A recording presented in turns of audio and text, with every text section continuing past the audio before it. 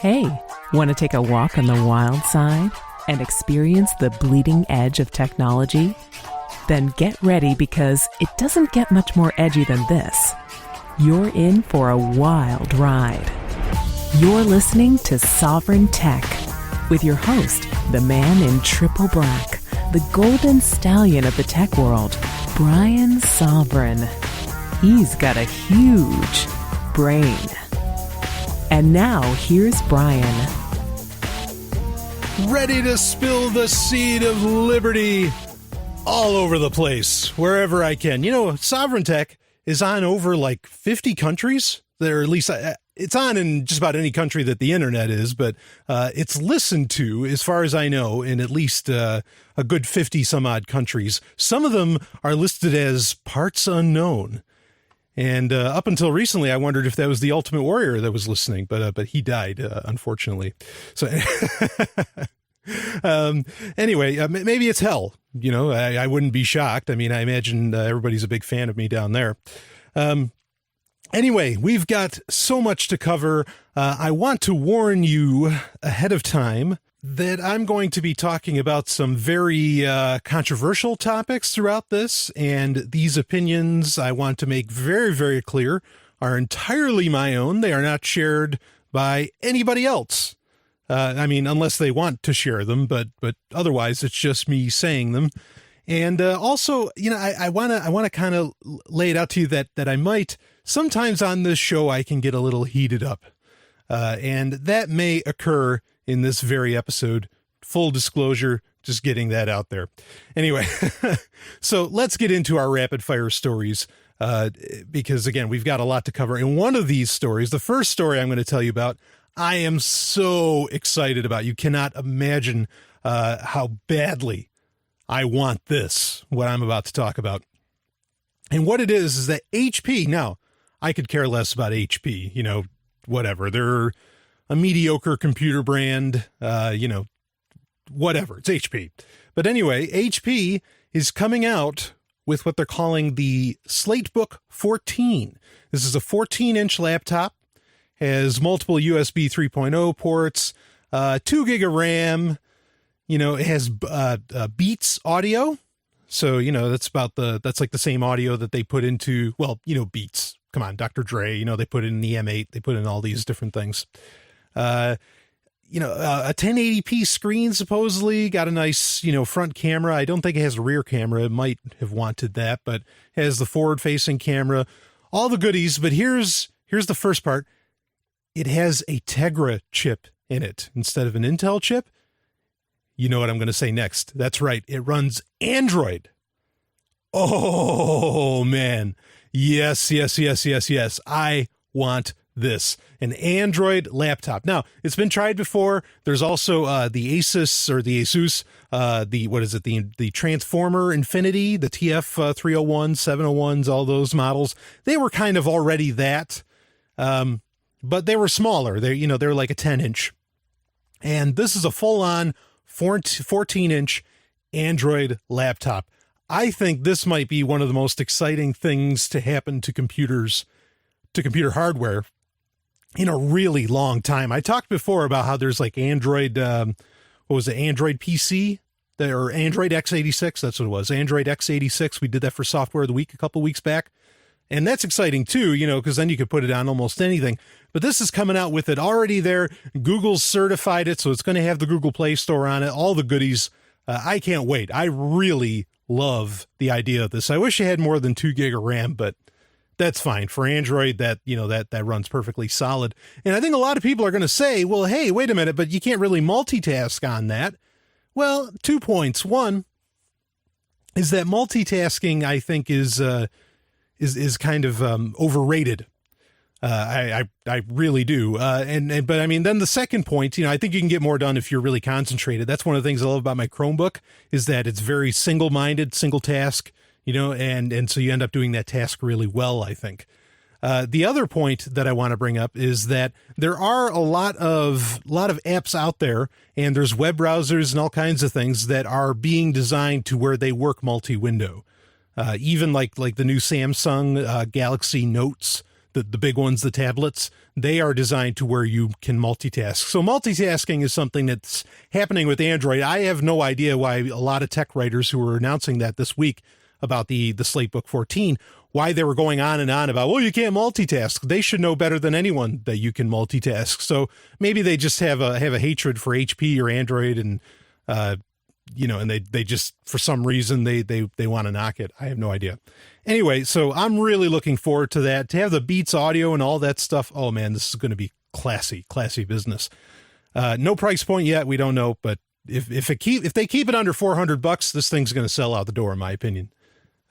Maybe better than any Chromebook, though. Chromebooks are still what's taken over in a lot of the enterprise and the education space. So my prediction of Chromebooks taking 40% this year, I think, is still going to hit pretty close to mark. Anyway, Facebook, they had their F8. We're going to talk more about social media here in a minute. But at their F8 conference, which is pretty much going to be now, it's like their version of Apple's WWDC, their version of Microsoft Build, their version of Google I/O. They're going to hold it every year now, they announced. And at this one, they said that they are allowing for anonymous logins. So essentially, if you use a service like, say, SoundCloud, and it gives you the option to log in with Facebook, what Facebook will allow now is for you to choose what information you share with the company that you that you log into Facebook with the other, whatever, the other website or service. Okay. So, but we might want to be wary about that. And I want you to listen to Hacker Stories this week to find out more about what exactly logging in with other services, the possible dangers of that, because the internet got one hell of a hit again this week following Heartbleed. So anyway, let's see, talk about another hit. Don't use Internet Explorer. I mean, who uses it anyway, right?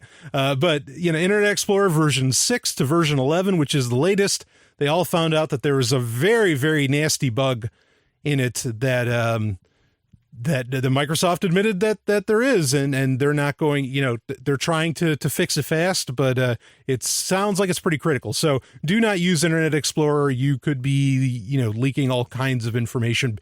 Hackers could essentially, what's happening is that essentially, crackers could, use malicious code and run almost any code they want to in Internet Explorer, and then they could, grab all kinds of personal data about you. So, don't use Internet Explorer. You shouldn't be using it in the first place anyway, but if you needed more reason, here's your reason: run away. Maybe this is a good thing that, I don't know necessarily if this affects Windows Phone, but maybe this is a good thing that Google is developing Chrome for Windows Phone. Speaking of another browser, maybe one you want to try out if you're going to stop using Internet Explorer, Firefox 29 is released. And I'm shocked that they made it for Firefox 29 to do such a big change. Firefox 30, I would have thought would be it's kind of a totally arbitrary number, certainly, but it seems a little more fitting to say, well, version 30, we changed it all, because Firefox changed a lot. In fact, it looks a lot like Chrome right now. It runs pretty fast. I've messed with it. I was the look of it, everything, was pretty pleasing to the eye.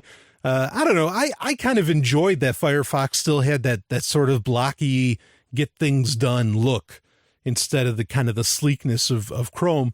But I guess, they're hoping people will want to use it, and maybe they're hoping that people will get on someone else's computer, open up Firefox, and think that feel like they're in Chrome, and they'll be like, oh, this is just like Chrome. This is great. I'll use Firefox or something.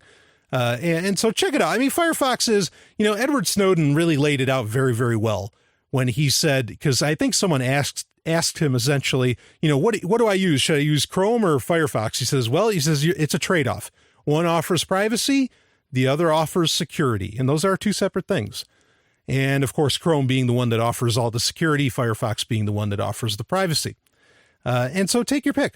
I think most people are really looking for security, honestly, more so even than privacy. And so, a lot of people use Chrome, but Firefox 29 looks great, runs smooth. And of course it has all the really great, Firefox extensions that are just their add-ons that are phenomenal to use. So check that out if you haven't in a while. And here's a couple other fun little stories that I liked. Apparently on Mars now, scientists are saying that there could have been water just 200,000 years ago. Oh boy. And, keep a listen to listener email if you want to hear some more on this. But hey, that's, before they were saying, yeah, we don't know if there ever was. If there was, it could have been, millions of years ago. But now they're saying, yeah, just up to 200,000 years ago, there could have been water on Mars, which is, that raises some interesting questions, at least for me. And here's the last one, a little sex story for you. Watermelon juice. Ooh, do you like the taste of watermelon? I'm not like the biggest fan of the taste, but apparently watermelon is, some scientists have concluded that watermelon is very much nature's Viagra. Oh yes, it allows the blood to flow very well. So you can go all night if you want. Anyway, maybe. Test it out and feel free to let me know. Be anonymous if you want. It's fine. I haven't really tested it yet if watermelon really does that wonderful thing, but I'm not really the best case study because, Anyway, let's get into our main story of the week. And I'm going to talk about, I want to talk about social media. Last week I mentioned during Rapid Fire Stories that Google Plus may be essentially, and this is TechCrunch's words, Google Plus may be the Walking Dead. Vic Guntura, he's gone from Google, and he was kind of the main driving force behind Google Plus. And so a lot of people are theorizing that Google's going to end Google Plus. And I want to talk about, kind of social media in general here too. But to give you my thoughts on the whole Google Plus thing, I was concerned that it was going to be a dead deal too. And it might be, because Google, this is the problem. You really can't predict because Google has kind of a split personality, it seems, when it comes to services, because there's times where they'll just kill something or stop supporting something completely out of nowhere, even if it's decently popular, like Google Reader. Okay. The RSS feed reader, they just said, yeah, we're going to can this. And a lot of people really liked Google Reader, and so of course the reason they canned it wasn't because it wasn't useful. They canned it because they were trying to get people to use maybe Google Plus. So they will end things, but at the same time, a lot of services also, you think of like Buzz or Wave, right? Those are gone. At the same time, they will keep some things perfectly open.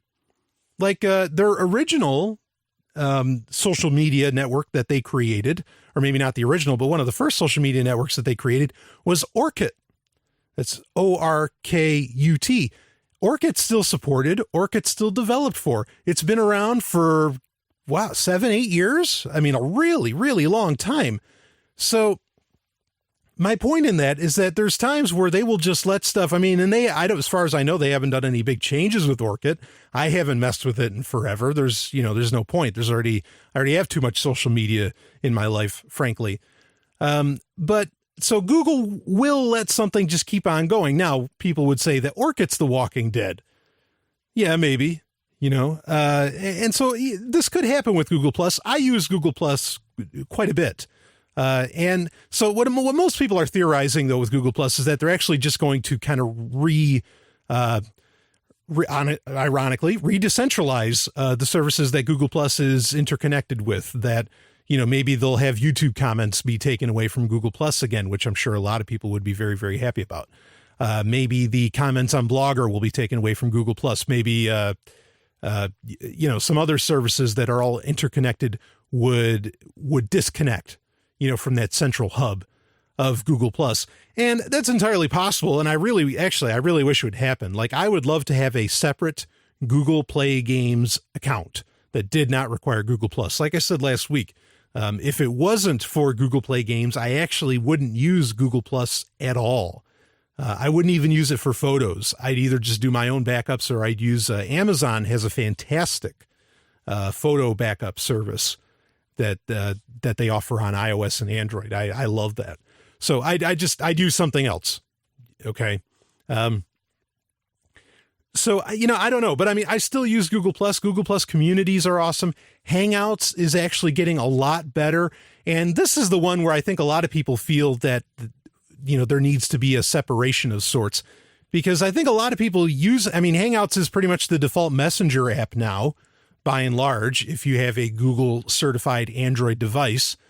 And Hangouts is, I hated it for a very long time, but now it's starting to actually work really, really well as they continue to update it.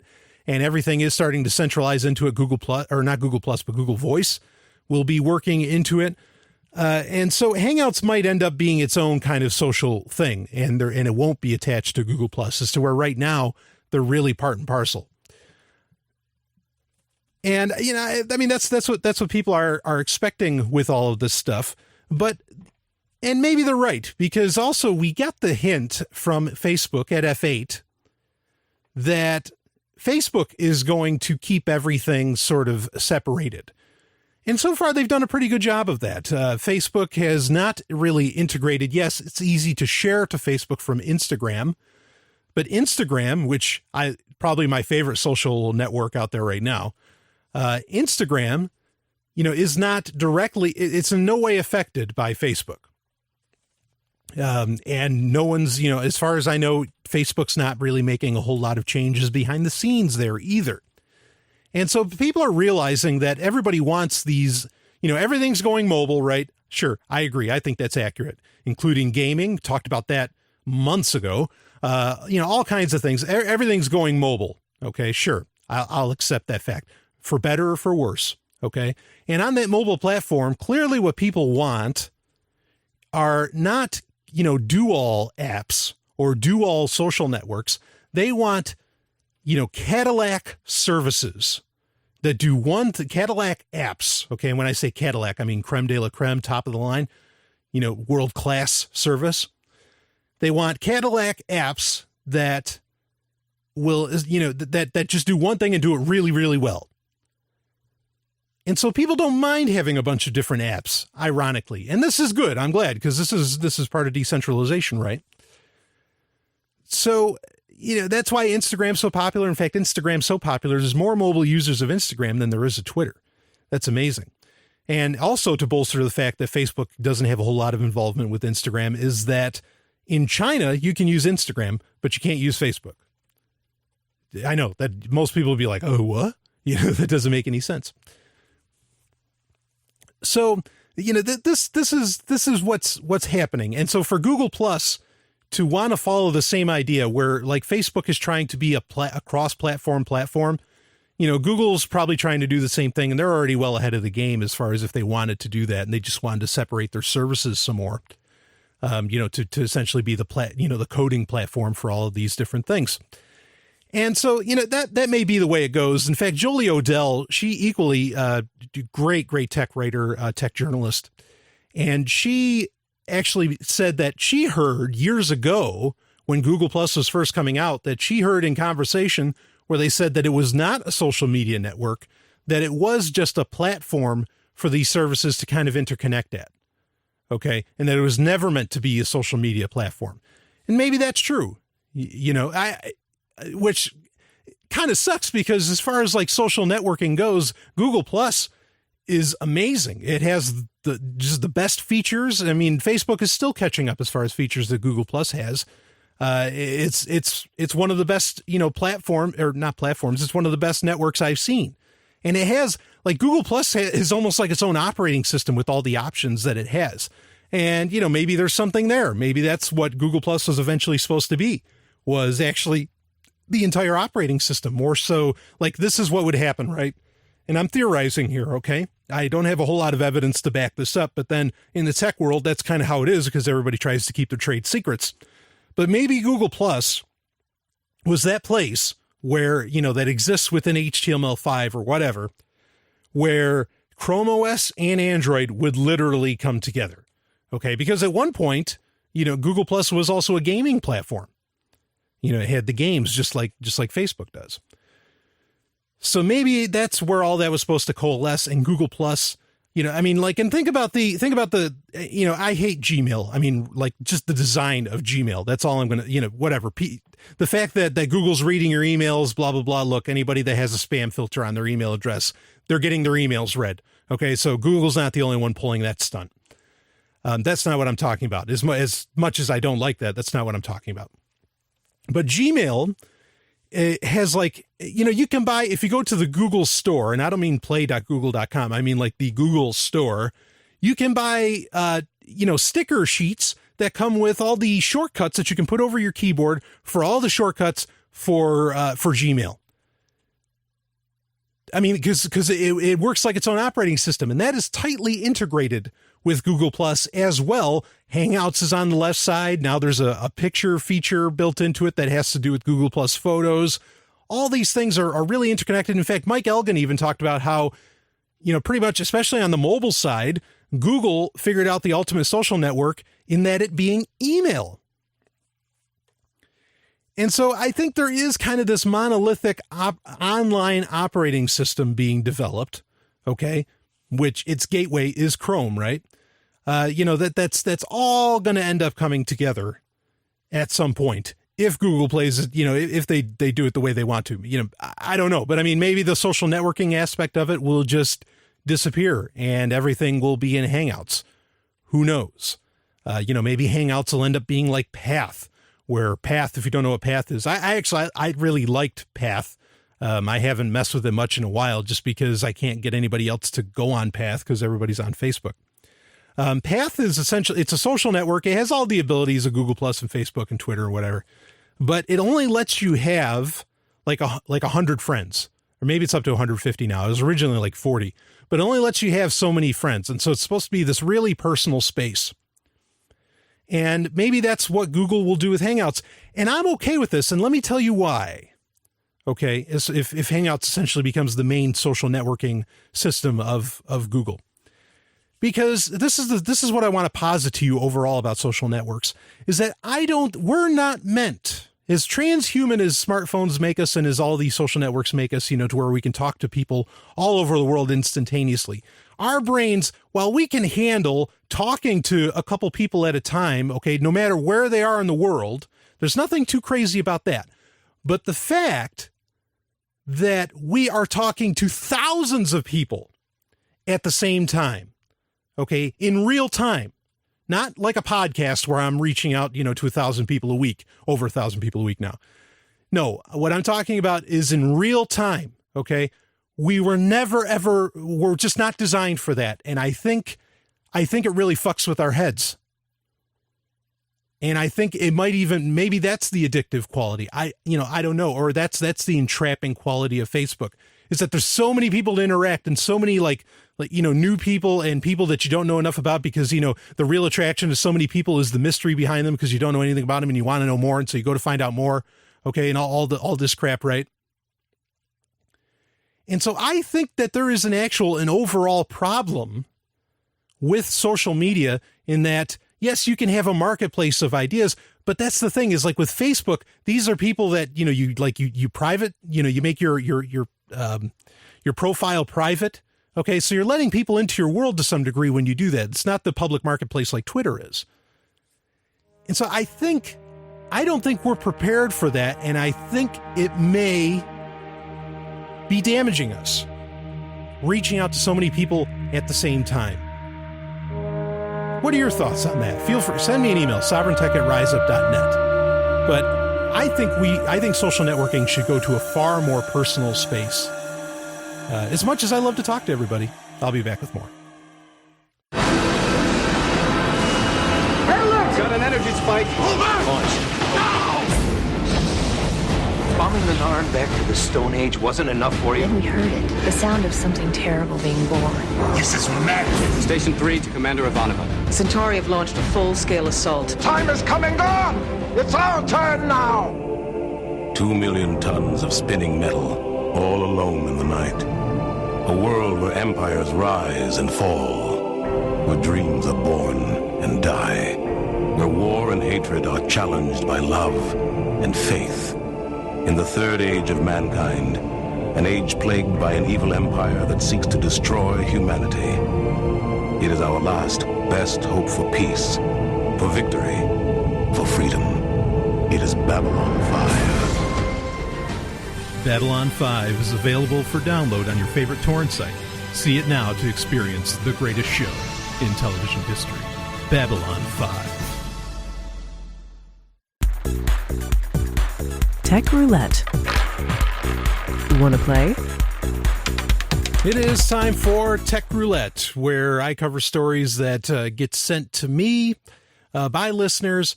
And actually, this week's Tech Roulette is not necessarily a story that got sent to me, but it's something that a lot of my friends kind of asked me about.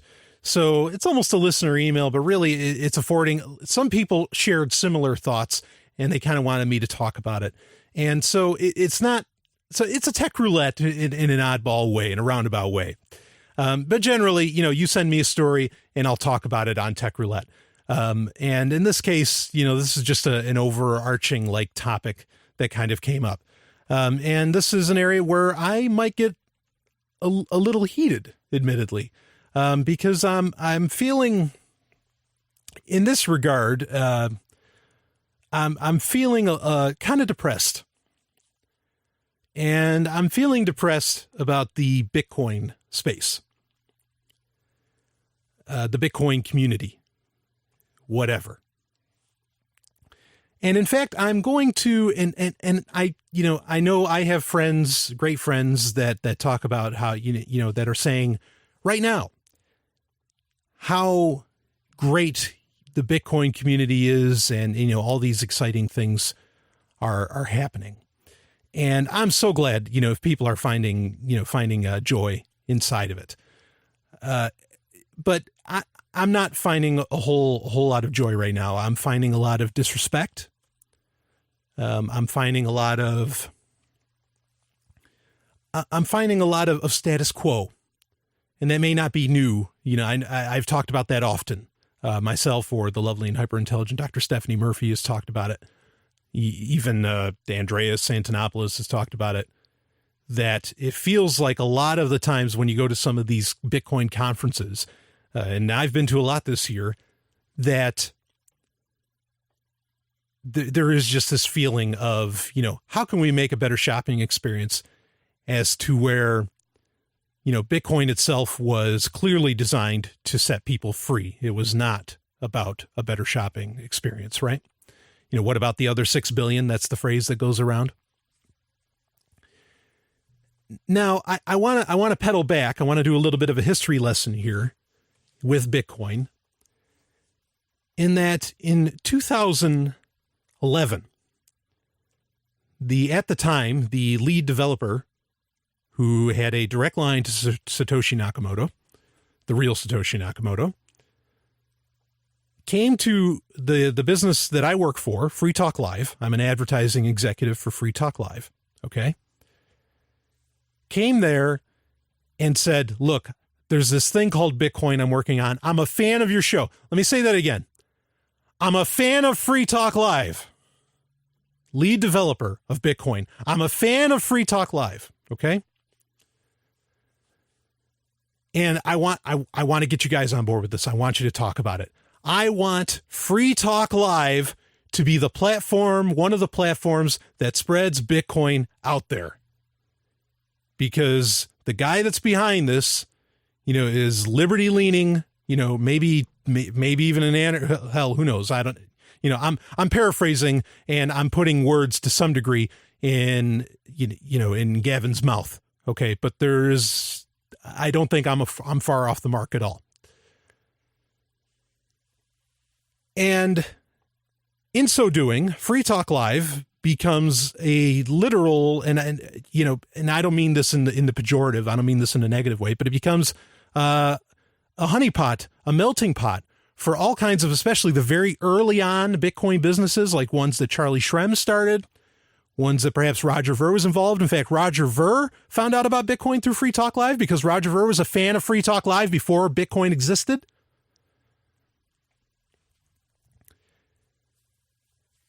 And he's still a strong supporter of it too, monthly.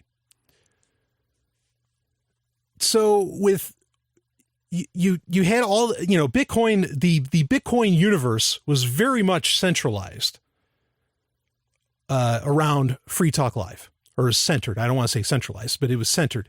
All eyes were kind of looking there. In fact, one of the very first Bitcoin conferences to be held in San Jose in 2013, okay, by the Bitcoin Foundation, they said, Free Talk Live, you got to come out there. Okay. We want you because you're a part of this. You're a big part of this.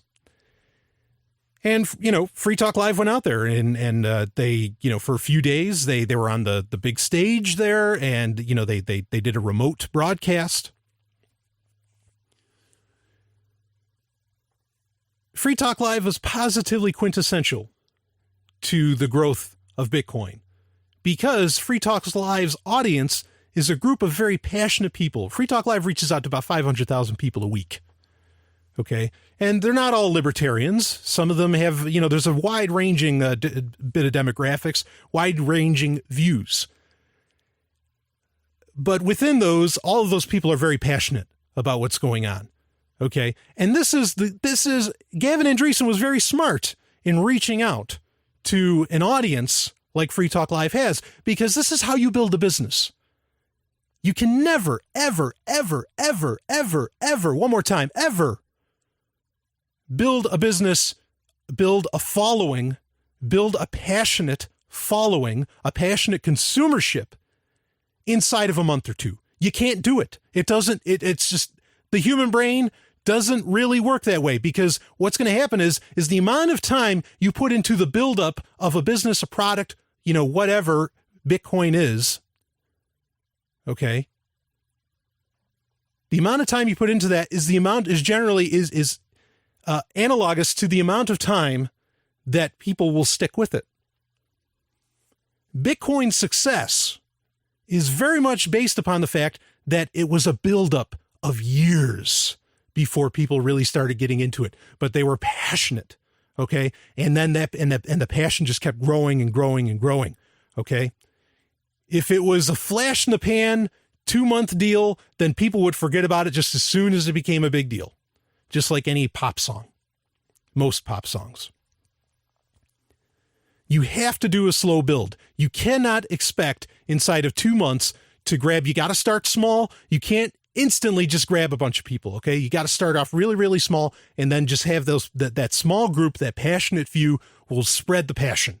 Okay. It's like the law of thermodynamics. Nothing actually gets cold. They just get less hot. So you got to spread that heat. Okay. That's how it works. Now, it's important, I think, that when you're building a community like that the community has an understanding of the history of the community, that the community has a certain degree, perhaps, of respect and appreciation for what helped build that community.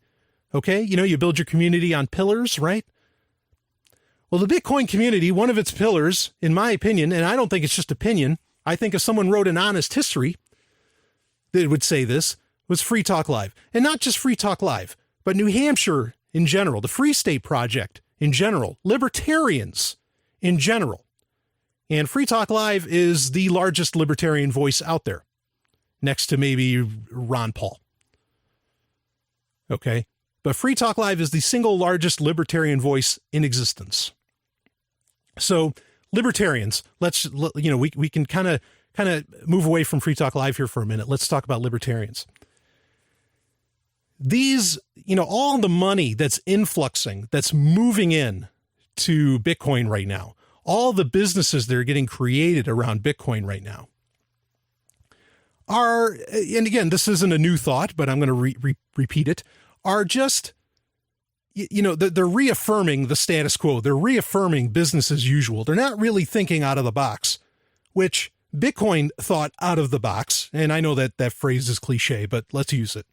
Bitcoin thought out of the box. And so for people to, be able to to see something so original and so, kind of come out of nowhere, for people not to be inspired to do equally so. Yes, there are some businesses out there that are, coming up with really inventive things and making full use of everything that Bitcoin can do that we can think of right now. Right.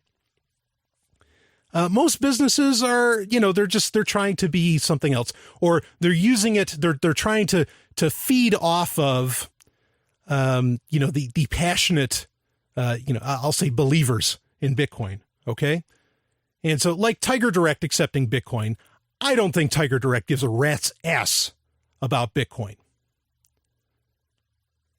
They don't.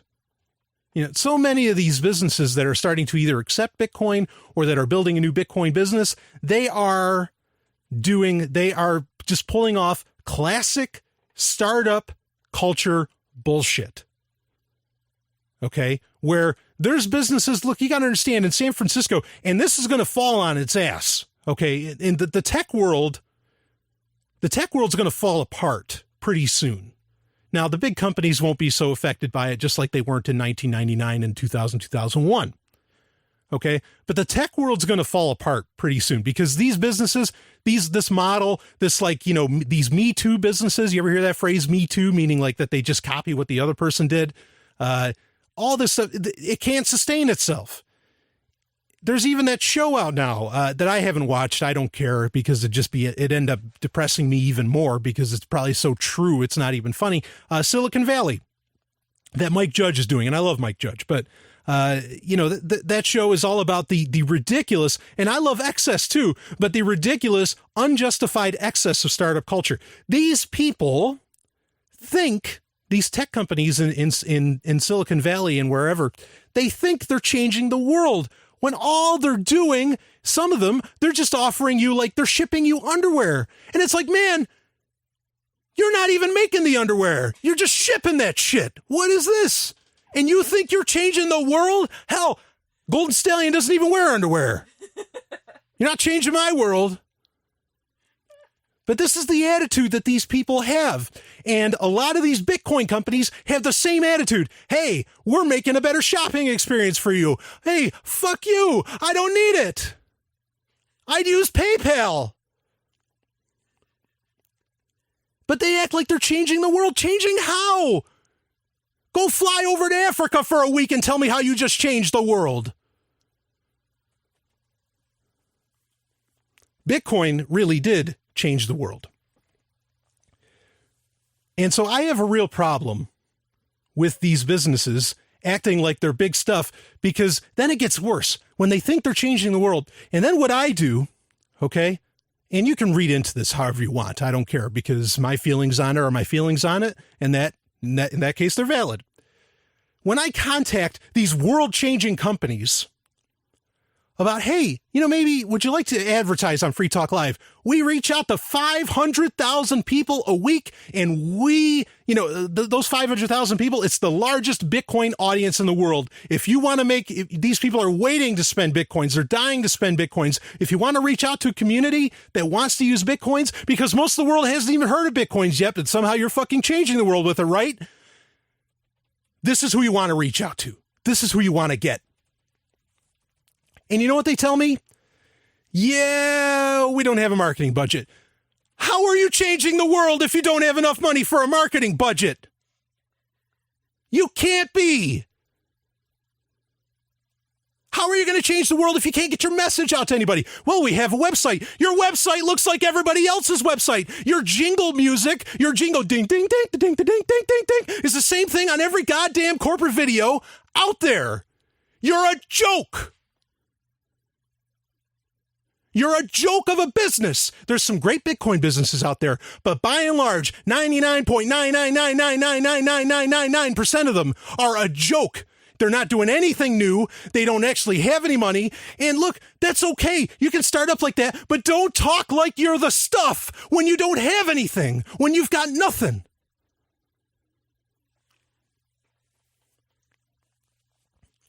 And then there's organizations. Bitcoin Foundation, some others out there that you reach out to, and it's like, you know, we're really spreading the word about Bitcoin. We're really, you know, and we were quintessential in you having the value in Bitcoins that you have right now. And I don't just mean Free Talk Live, let's say libertarians in general. But again, Free Talk Live, analogous, is the largest libertarian voice out there. Okay? You ask them, you know, maybe you should support some liberty organizations or Free Talk Live, even if you don't want to advertise. Look, that's fine. If you don't have a product, okay, no big deal. But maybe you want to help. Maybe you want to, you know, give a hand, because people have done that for that show. Roger Ver's done it. Jason Osborne of Sekel CAI, he supported Free Talk Live for years when no one else would. And you talk to these people, and they give you like a one-line email saying, oh, yeah, thanks for reaching out. And then they do nothing. Where's your community? Where's your Bitcoin community? That's the whole point of community, right? Helping each other out, mutual aid. Where? It's gone, if it ever existed.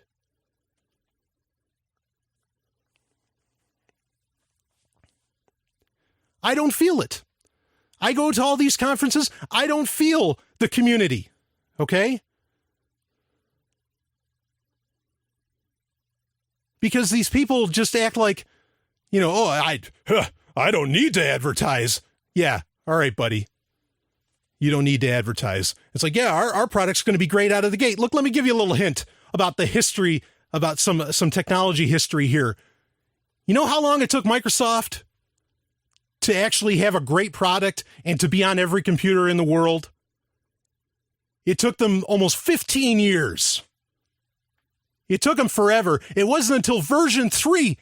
Let me repeat that. It wasn't until version 3 that people suddenly said, hey, this Microsoft Windows is pretty damn good. But it got to version 3 because there were people who were originally passionate about it, and they kept at it, and they kept at it. You've got to reach out to those people as a business. And that gets done. Look, I'm the first guy to knock on advertising, okay? Ironically, as an advertising exec. There's a few episodes back where I did this huge thing about how I hate advertising on the internet, blah, blah, blah, blah, blah. Okay? But look, that's how we get to people these days.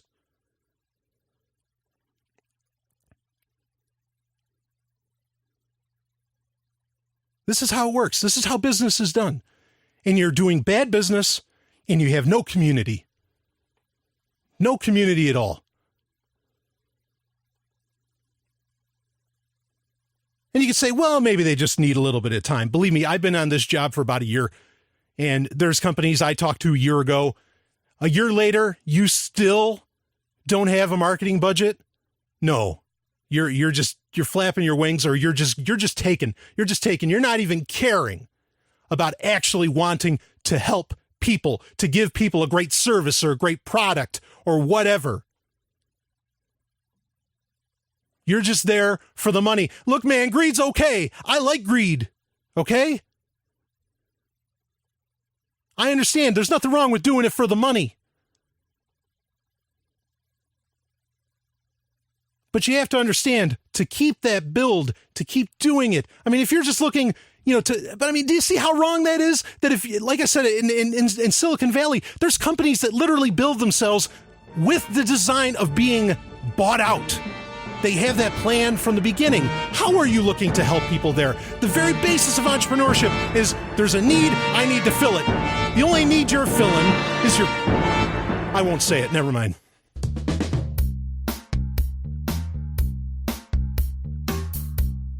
Time now for 90 Seconds on Sex with Dr. Paul. Women say that there are a number of reasons why they don't like to give men oral sex. Some include not wanting to swallow, or when a guy has poor hygiene, or has a lot of pubic hair that ends up in her throat, or if he forces a woman's head onto his penis like they do in porn. So if your partner was happy to go down on you once or twice but never again, you might ask if there's something that would help make it a better experience for her, like you're showering ahead of time, or doing a quick trim, or making sure you protect her from being gagged. As for the swallowing issue, you're missing out on a lot of pleasure if you're not able to negotiate a way to finish that works for her. Now, a lot of women find that semen tastes bad or has a weird texture, and you might too if you had to swallow it. Also, some women are fine with the taste and texture, but get an upset stomach from semen.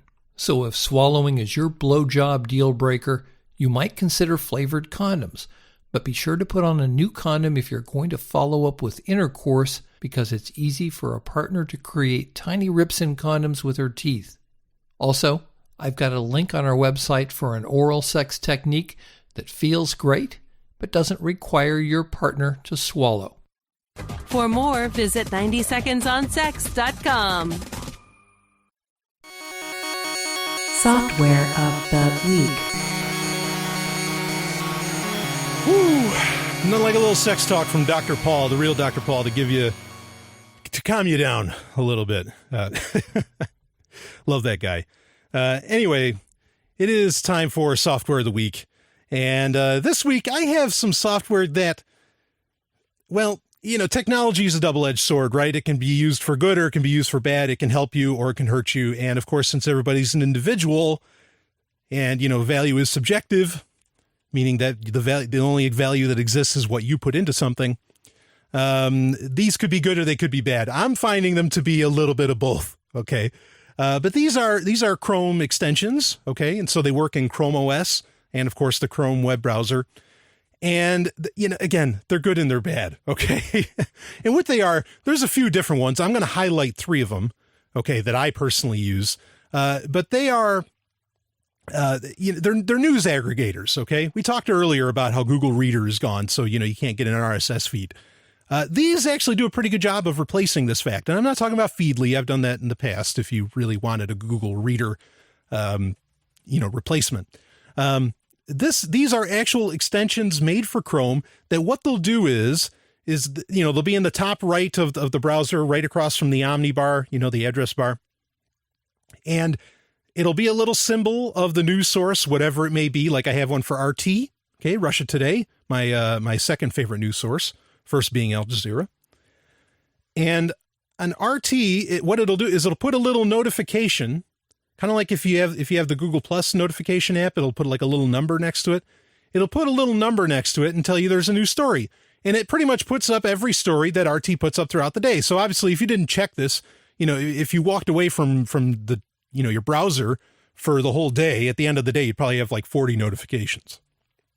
So take that for what it is. But it's really slick, and especially with the RT one, because they also, if there's like a breaking story, like if there's a big story, and that's been happening a lot lately with everything that's been going on in Ukraine, it'll be, instead of just like a green number 1 or number 2, it'll turn red. It'll be a red number 1, you know, to tell you that there's like this really breaking story. So it's pretty slick. And then also the other ones I use are OMG Chrome, and which is a great, boy, if you want a news service, okay, and they do the best filler stories too, you know, stories that are like, wow, these are absolutely meaningless, but we got to post something, right? They do the best filler stories there as well. And so OMG Chrome and OMG Ubuntu, those are the other 2 I use. And OMG Ubuntu is a great news source for Linux in general, not just Ubuntu. But anyway, all of them, I mean, they will, in fact, the OMG Chrome and the OMG Ubuntu extensions will actually, they'll make a little, you know, notification like appear, you know, a notification bubble appear on your screen, and you can click, it'll give you the option to click go to story or mark as read, you know, because if you're not interested in the story. And, you know, and it'll do the same thing as the RT extension, where it'll give you the little number as to how many stories are available. And you can click mark all as read and all this. I mean, it's really, they're nice. I like them. My problem with them, though, particularly the RT one, the OMG Chrome one doesn't update nearly as much as I want it to, because I love finding out about Chrome OS stories. But the RT one, like I've rather well over the past couple of years, 2-3 years, kind of insulated myself from a lot of the more benign news that's out there, a lot of the more mundane things. And now, though, you know, I just, you know, I want to clear that notification number on my RT extension. And when I go to do that, I'll see some of these stories and, oh man, I talk about depression. You know, I mean, there's rarely any good news ever. The only good news I read was like RT posted, I think yesterday, they said that, you know, Google and Facebook and Microsoft and a bunch of other big companies are all going to start telling users when the NSA is requesting information on them. And so they're pretty much bucking the government. We'll see how far that goes. But anyway, so they're handy, you know, if you want to keep up with the news, and especially if you're on a Chromebook, this is a really, really slick way to do it, because again, you can't necessarily multitask, but notifications are kind of a cool thing, because you can not pay attention to them, but they're there when you're ready, and they're a nice little reminder.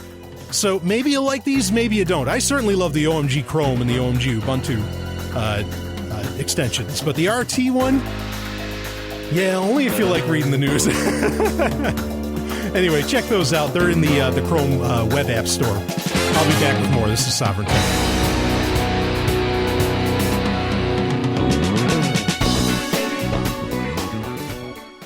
From Big Finish Productions, Blake 7, The Classic Audio Adventures. I'm taking Liberator in on manual. We'll be in teleport range in 2 minutes. What the hell was that? Information. Liberator has been attacked. You don't say. Put up the force wall. Confirm. Message to all ground commanders. Initiate the final phase. Let's crush these rebels once and for all. My name is Avon. Kerr Avon. Kerr Avon. Our hostage arrives, but you may be unnecessary. As a hostage, it's nice to be superfluous. You can go to Blake7.com to find more of the new adventures of one of science fiction's greatest masterpieces, Blake 7, at Blake7.com.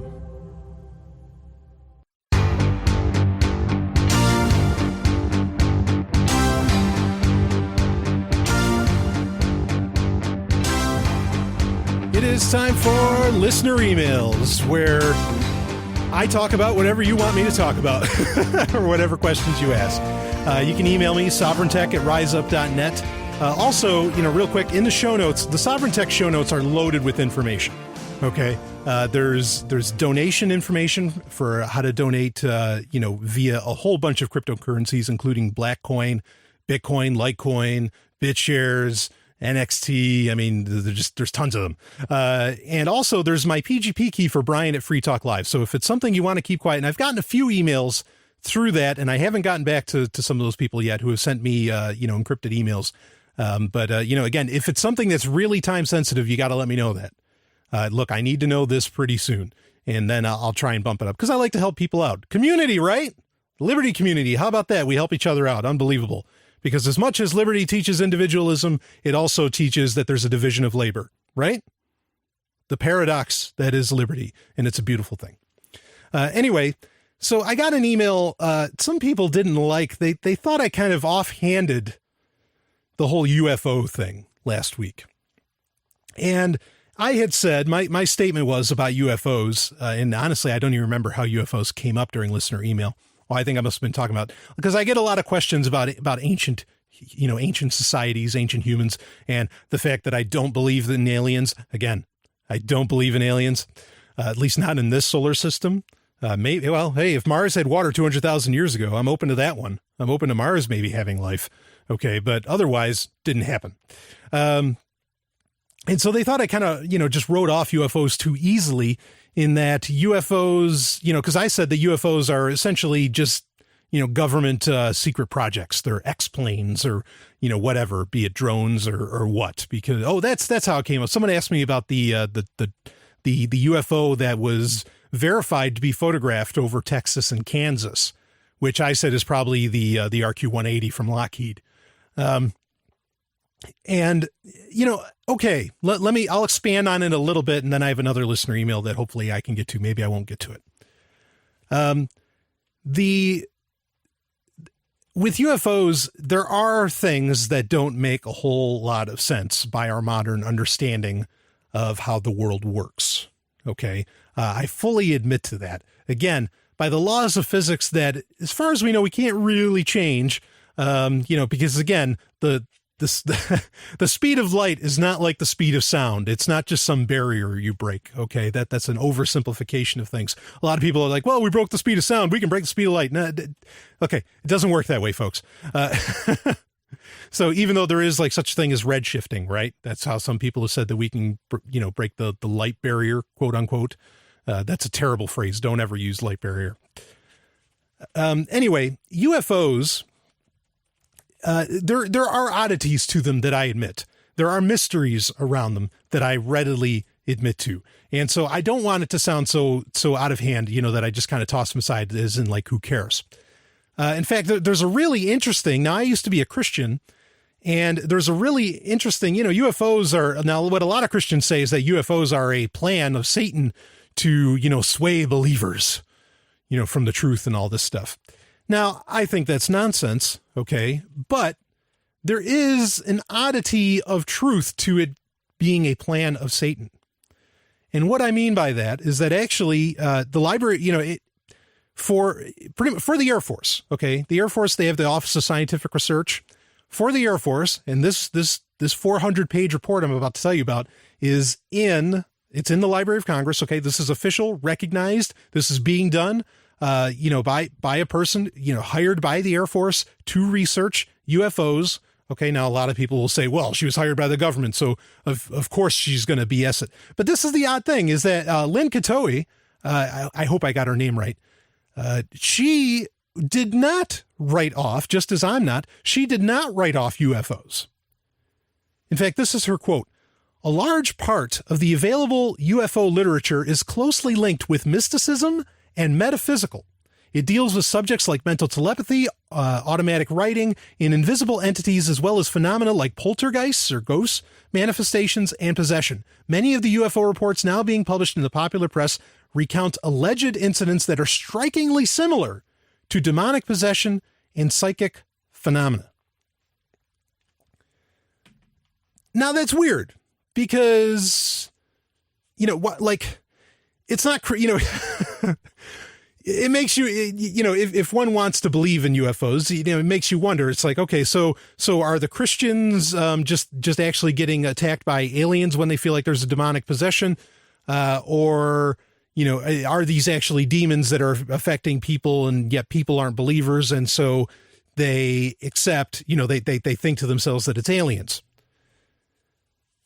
Neither of those really make any sense, other than the fact that it is strange that people are describing things now the same way that they have described encounters that they had hundreds of years ago or thousands of years ago. That is weird. I readily admit to that. And I want to, as I bring up in this show a lot, okay, I want you to consider the idea. You don't have to believe me, and you don't have to listen to this stuff whenever I care to say it, because again, if you don't believe me, that's okay. If you don't agree with me, that's all right. That doesn't mean we have to hate each other. I want you to consider the idea that pretty much mythology is history in disguise. That's what I want you to consider. And with that in mind, we seem to have a lot of mythological occurrences that sound like they're still occurring. Okay. Now, these abduction things, I'm totally open to the idea that they are merely manifestations, not of the demonic, but manifestations of childhood trauma. I am readily accepting of that idea. In fact, most of the time, I think that's what it is. And perhaps throughout history, that's what it's always been. But at the same time, I won't deny that it is strange that they get described in very similar fashion. Like almost to the description of the creatures that they encounter. Again, I don't believe aliens have ever come to Earth.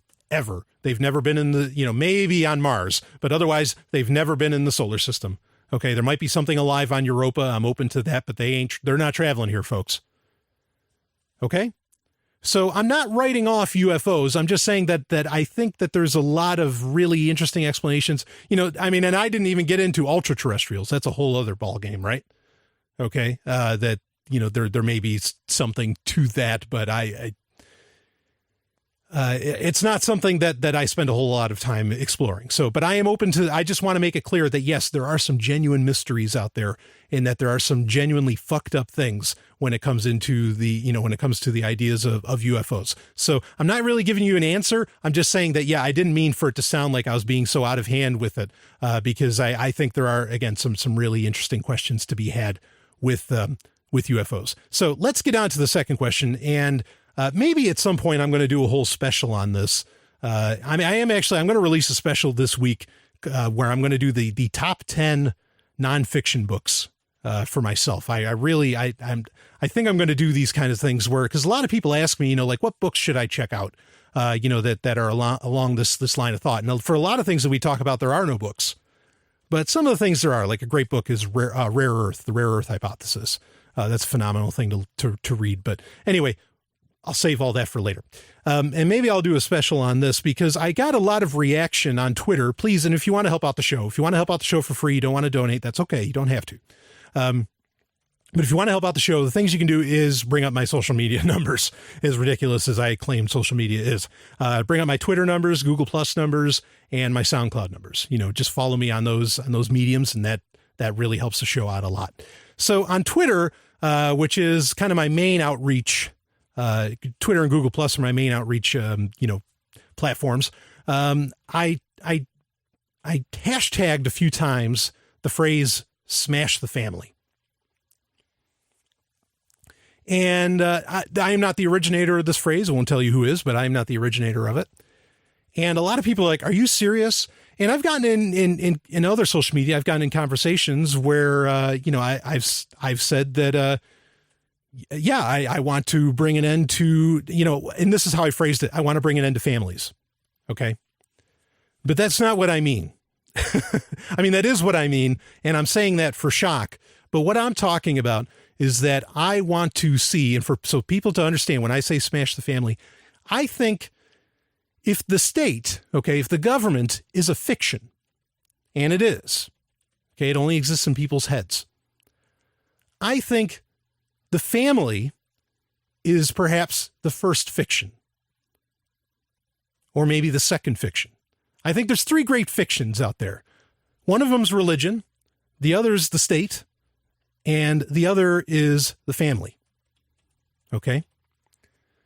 I don't think they were not a part of, if evolution, creates all these systems, if the laws of thermodynamics create all these systems in the universe, the family is not one of them. Not as we understand it. Not as in like two parents and children. Okay. That's, in fact, frankly, I think, that's the Oedipal model of family, right? Or some people will say that the Oedipal model is just if you use corporal punishment on a child. That's the Oedipal model. Well, I wonder if, in fact, actually using phrases like my child, my son, my daughter, my wife, my, if all that doesn't create an Oedipal model in itself, just the language alone, because language is powerful. I've talked about it. I've recommended on the show that people check out NVC, Nonviolent Communication, which is in large part designed to eliminate the ideas of ownership and blame on other people. Okay. So, and actually, this is an interesting thing. Maybe I need to, if you want to ask me about these, I'm a huge fan of these, are auxiliary languages, or like constructed languages, not made up, I'm a fan of like what Tolkien's, languages too, like Elvish and all that. But, like AUI or OI, whatever they call it, Esperanto, there's a few of these different ones. I think these are interesting concepts that maybe within language itself, we could eliminate a lot of these really destructive and dominating and violent ideas just by getting them out of the language. I'm very interested in that. Anyway, let me get off of that horse there. Yes, I think family may be, and it's a tie. I'm going to call it the first fiction, but maybe religion was the first fiction. I don't know. And the family, I think, is the first fiction, because what happened is that somehow some guy, thousands and thousands of years ago, thought that he could pass on his legacy. And he did that by, by creating, a child.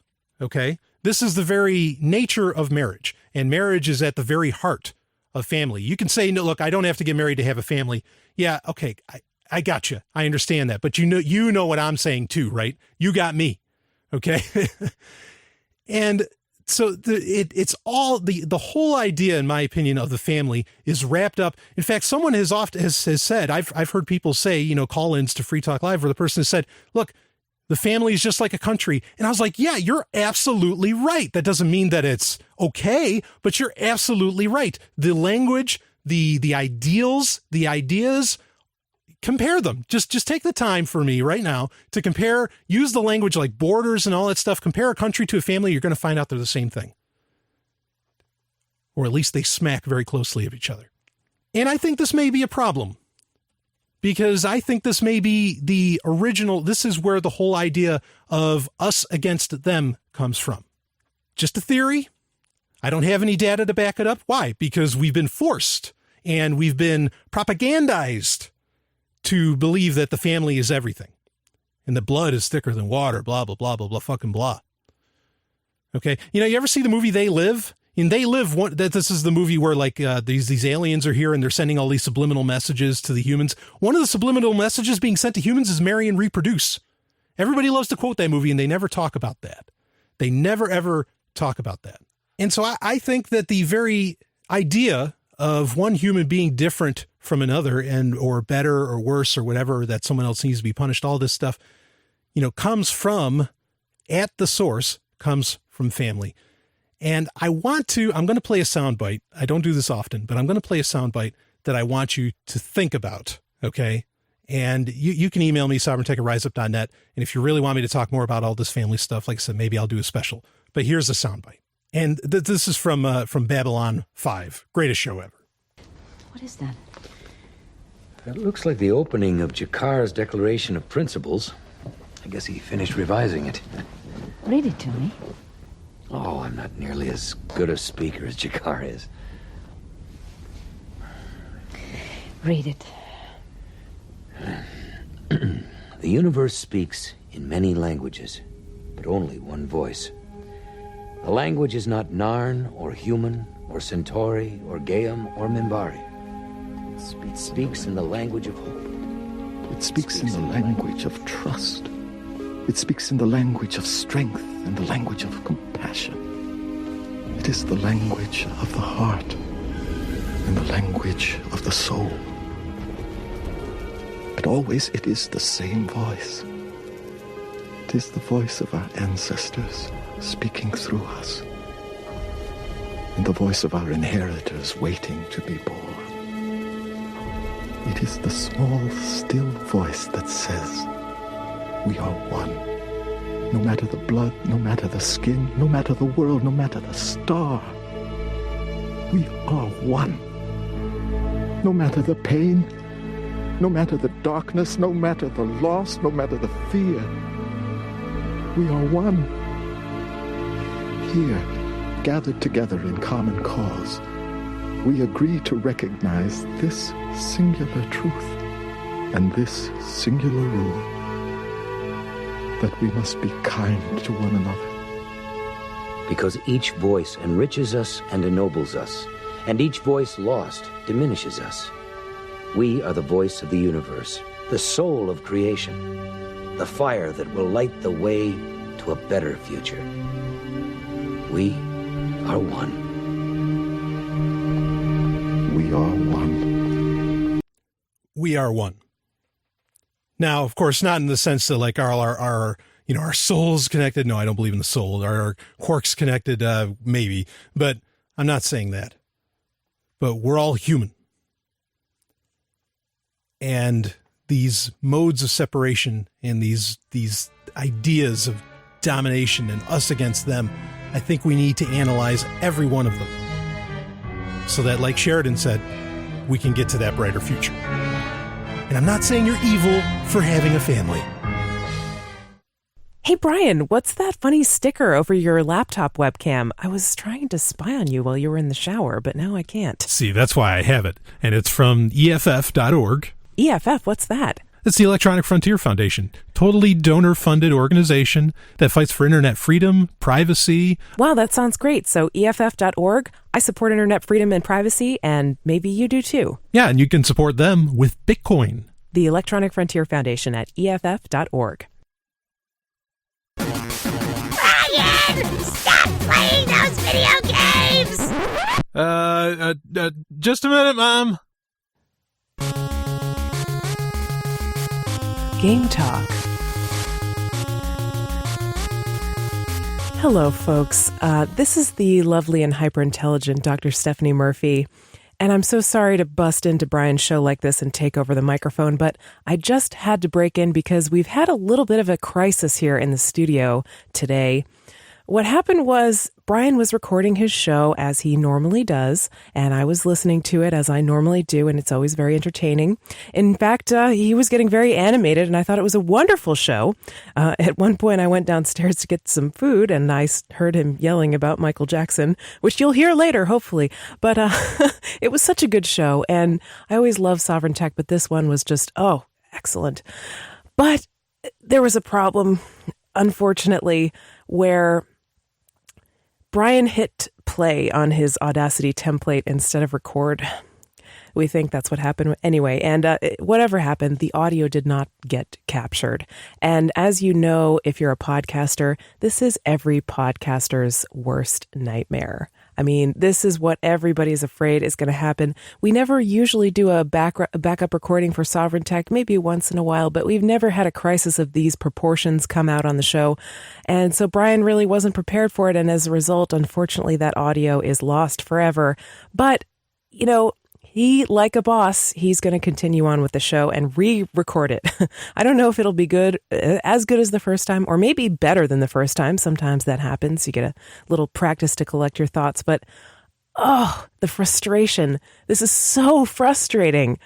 And if you can empathize with how frustrating that must be to spend 45 minutes of your life doing a very passionate show. I mean, we do the show now from standing desks, and Brian was up, he was animated, he was putting the arms into it, he was putting his whole body into the show, putting all of his passion and energy into Sovryn Tech. And he does that every week, actually. I mean, he really does put a lot of his heart and soul, not that there's a soul, but heart into the show for you, for free. And if you can imagine how frustrating it might be to have your hard work, your blood, sweat, and tears be lost in an audio catastrophe, please, please, please send Brian a tiny bit of Bitcoin. I mean, not even, a few bucks. He's not going to turn down $2, okay?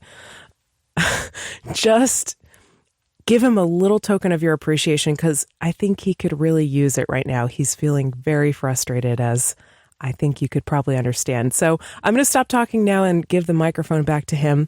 But thank you so much. And I'm sure he would really appreciate any encouragement you can give him to keep on going. Yes. Thank you, Stephanie, very much for that. The show must go on. That's really it. We are in Game Talk. So let's talk video games. And this is one of the last Game Talks, as I've mentioned in the past. Episode 75 will not have a Game Talk. So enjoy it while it's here. And this week we've got a topic that I think is pretty interesting, and that there's a lot of misperceptions, a lot of misconceptions about. And this is coming from Kotaku, and their article is Why New Video Games Still Cost $60. Okay. Call of Duty versus Battlefield, Disney Infinity versus Skylanders. Every year, intense marketing battles happen over which games will dominate certain categories. Why don't publishers like EA or Activision do what marketplace competitors do in other areas do, and simply undercut the price? The long answer is complicated and a little bit shady, but the short answer, everybody needs a cut of the profits. In a post over at The Consumerist, Kate Cox outlined some of the practices that have become standard over the last few years of selling video games.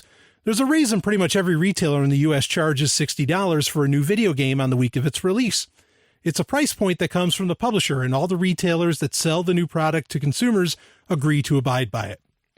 Stores that choose not to abide by the price agreement quickly find themselves out of favor with the publisher for future shipments. So if Big Game Store wants to get players in the door for next year's Call of Duty iteration, they won't drop below the publisher's guidance for this year's. That kind of agreement is called minimum resale price maintenance.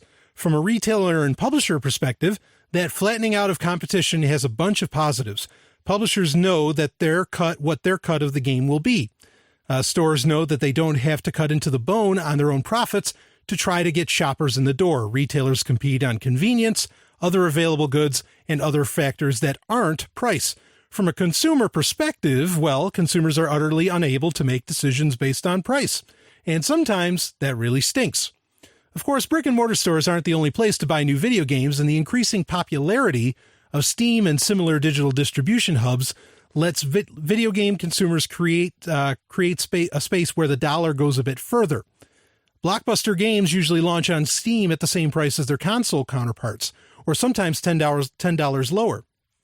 But the launch price on Steam is never the price for long. The major sales are now so regular and so massive that they have taken on an iconic status of their own.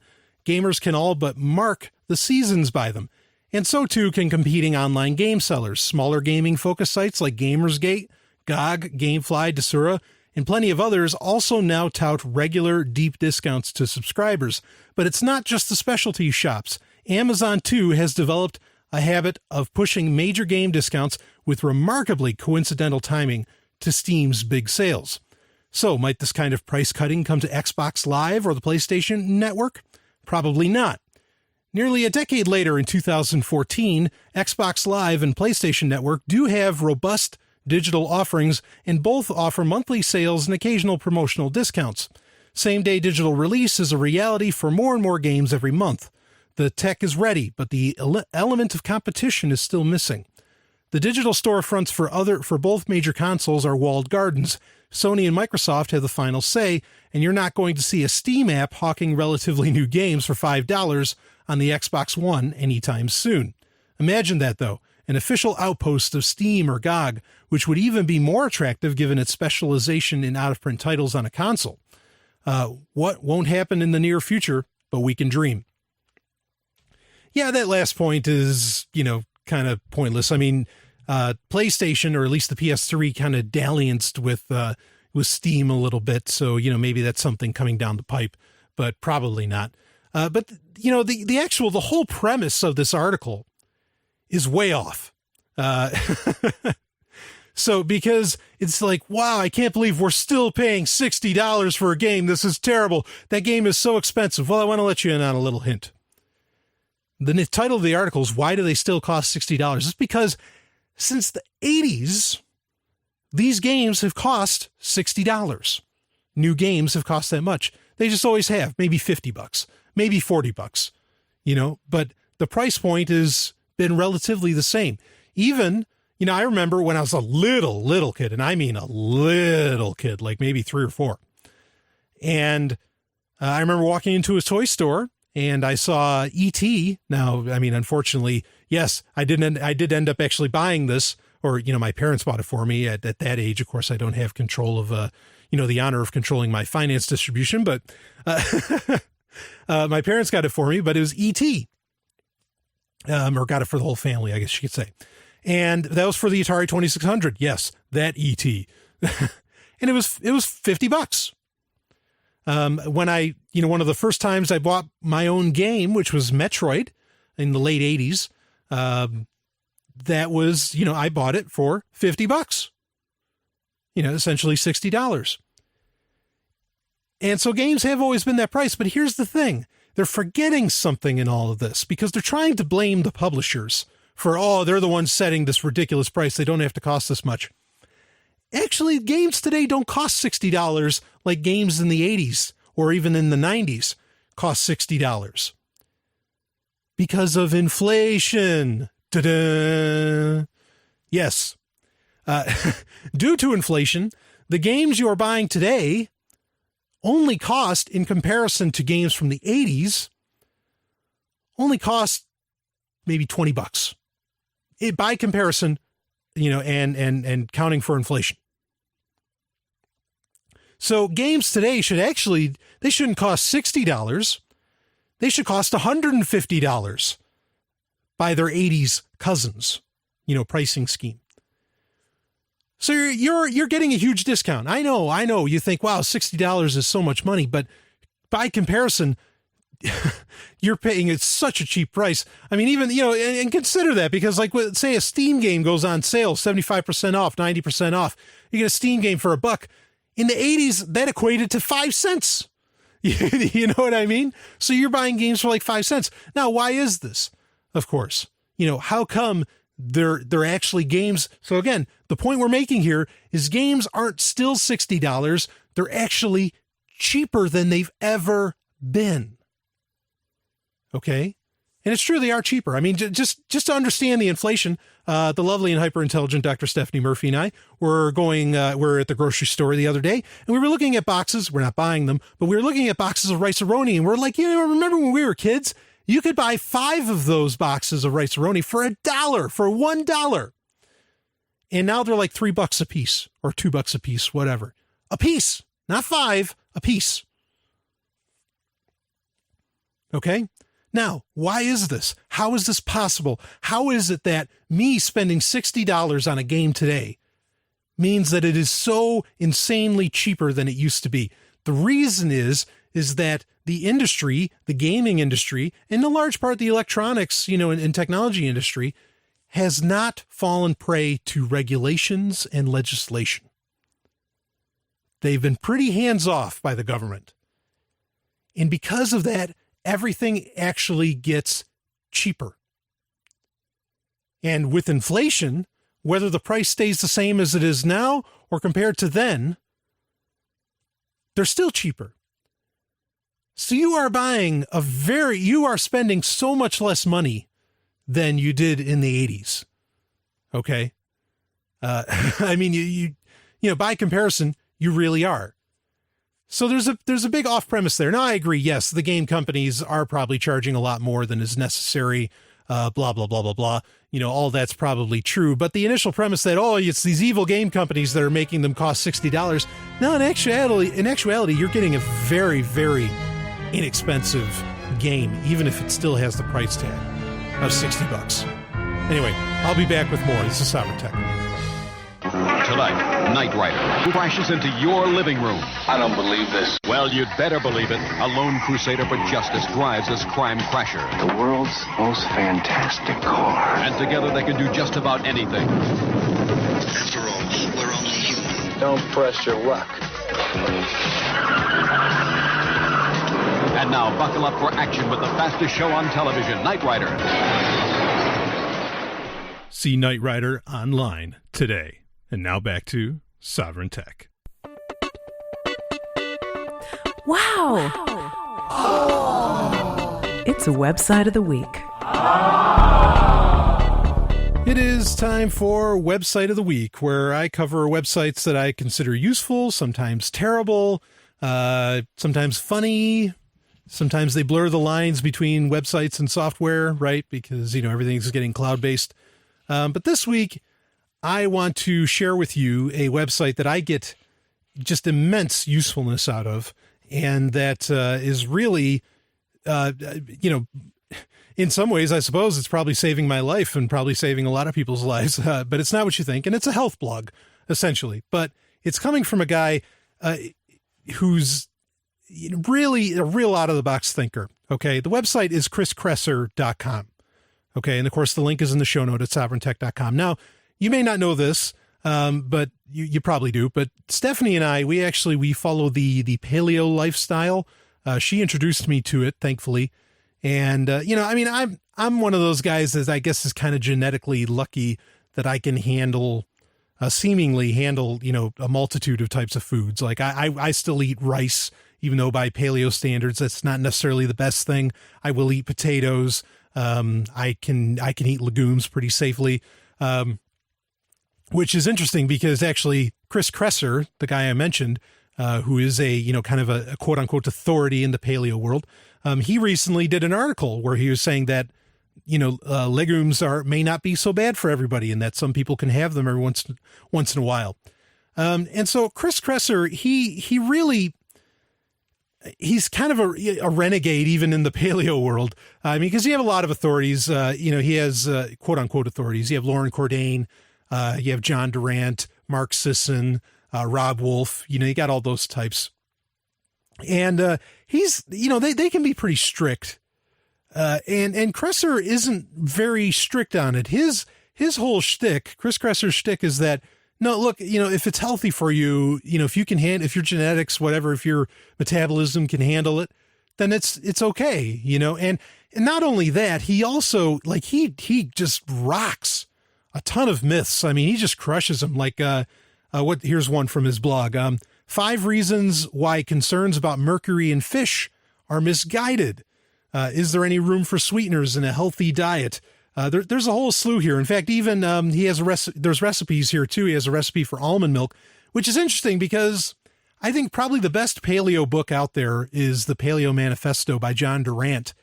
And John Durant will pretty much recommend to you don't touch almond milk because they didn't milk almonds 10,000 years ago or whatever.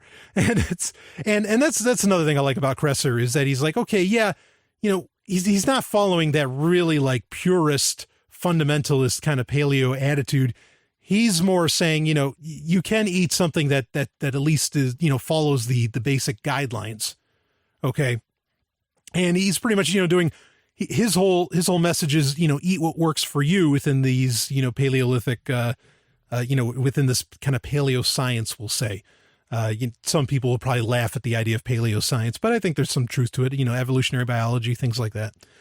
Anyway, he has a book, Your Personal Paleo Code. Great book, phenomenal book. I still think Durant's is better, but the Personal Paleo Code is all about, finding out what actually works for you because it may be different than what works for someone else.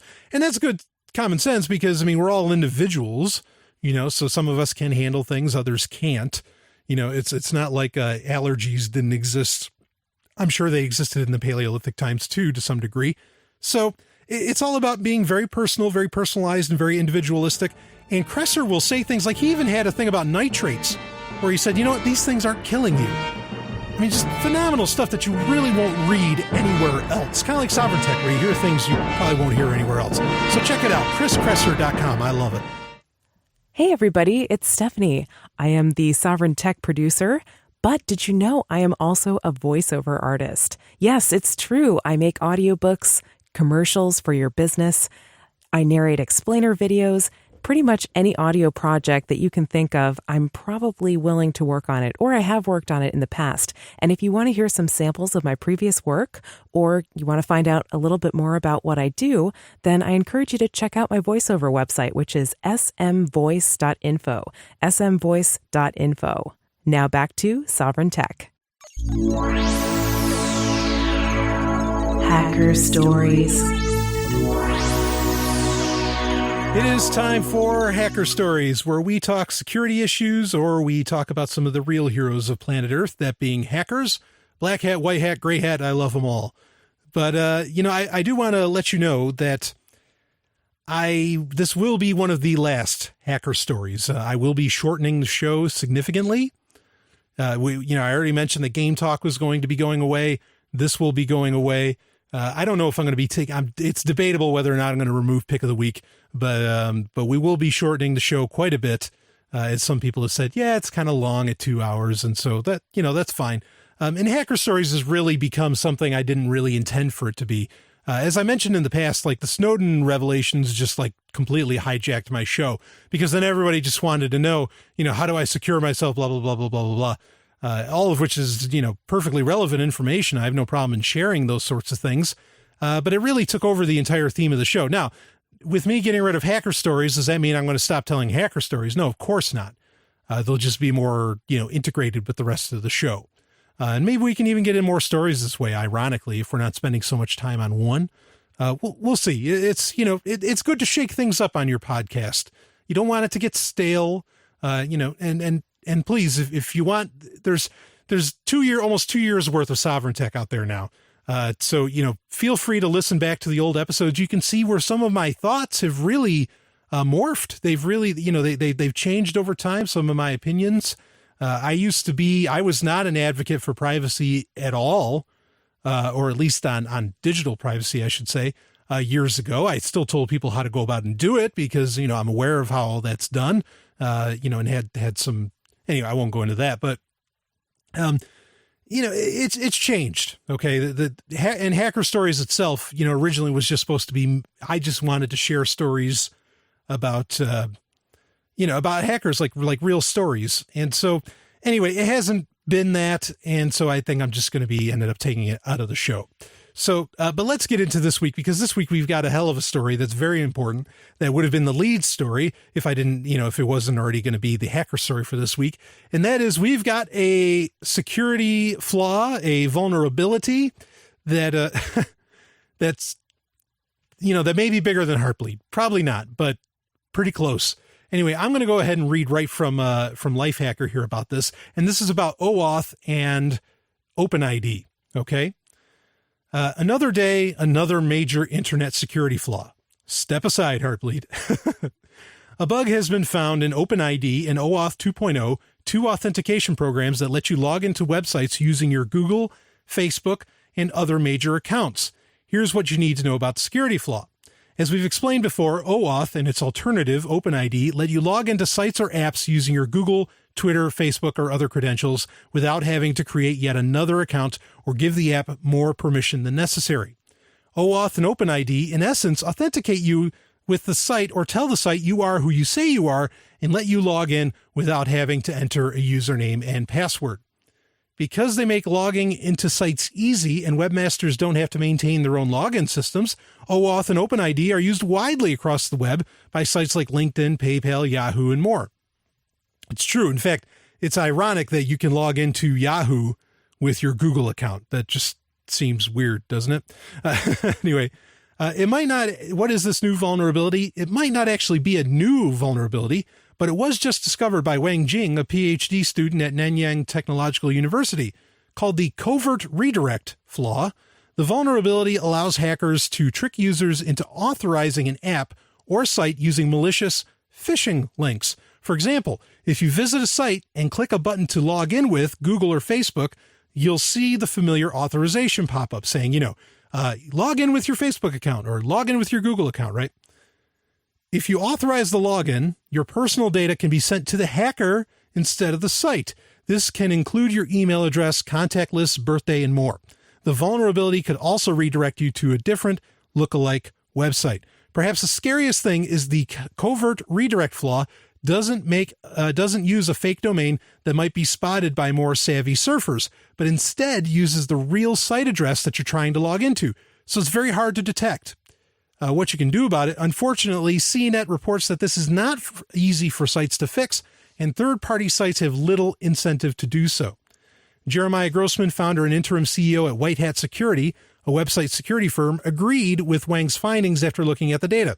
While I can't be 100% certain, I would have sworn I've seen a report of a very similar, if not identical, vulnerability in OAuth. It would appear this issue is essentially a known won't fix, Grossman said. This is to say it's not easy to fix, and any effective remedies would negatively impact the user experience. Just another example that web security is fundamentally broken, and the powers that be have little incentive to address the inherent flaws. Ooh, let's talk about that in a minute. Until we know more, you're best off being extra careful about logging into sites using Twitter, Google, or Facebook. As CNET advises, watch out for links that immediately ask you to log into them and close the window to prevent the redirection attack. As always, be careful about the sites and links you visit. Okay. So what they're saying is that, if a site, be careful, watch out for a site that automatically asks you to log in. As in, if you go to the website, okay, you go to some web address, whatever that may be, and it instantly brings that pop-up saying, hey, log in with Google or Facebook, run away. Okay. It should only ask you after the fact, like after you've checked out the site for a little bit and you say you actually want to sign up. Okay. So that's what they're recommending. And that's pretty good. That's pretty good advice. I've said in the past on this show that I don't agree with using your Facebook account to log into everything. I understand how beautifully easy it is to do that. Okay.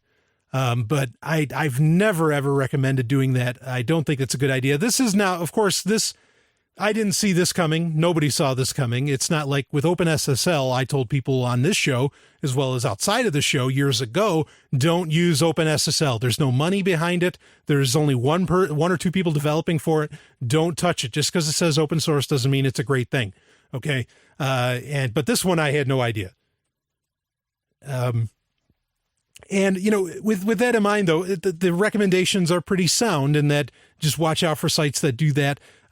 Part of the problem here, though, is, it really does highlight again. And I thought it was great that Grossman from White Hat Security said, hey, this shows that there's some serious flaws in the security of how the internet works. Not Google, not Facebook. There's some serious security flaws in how the internet works.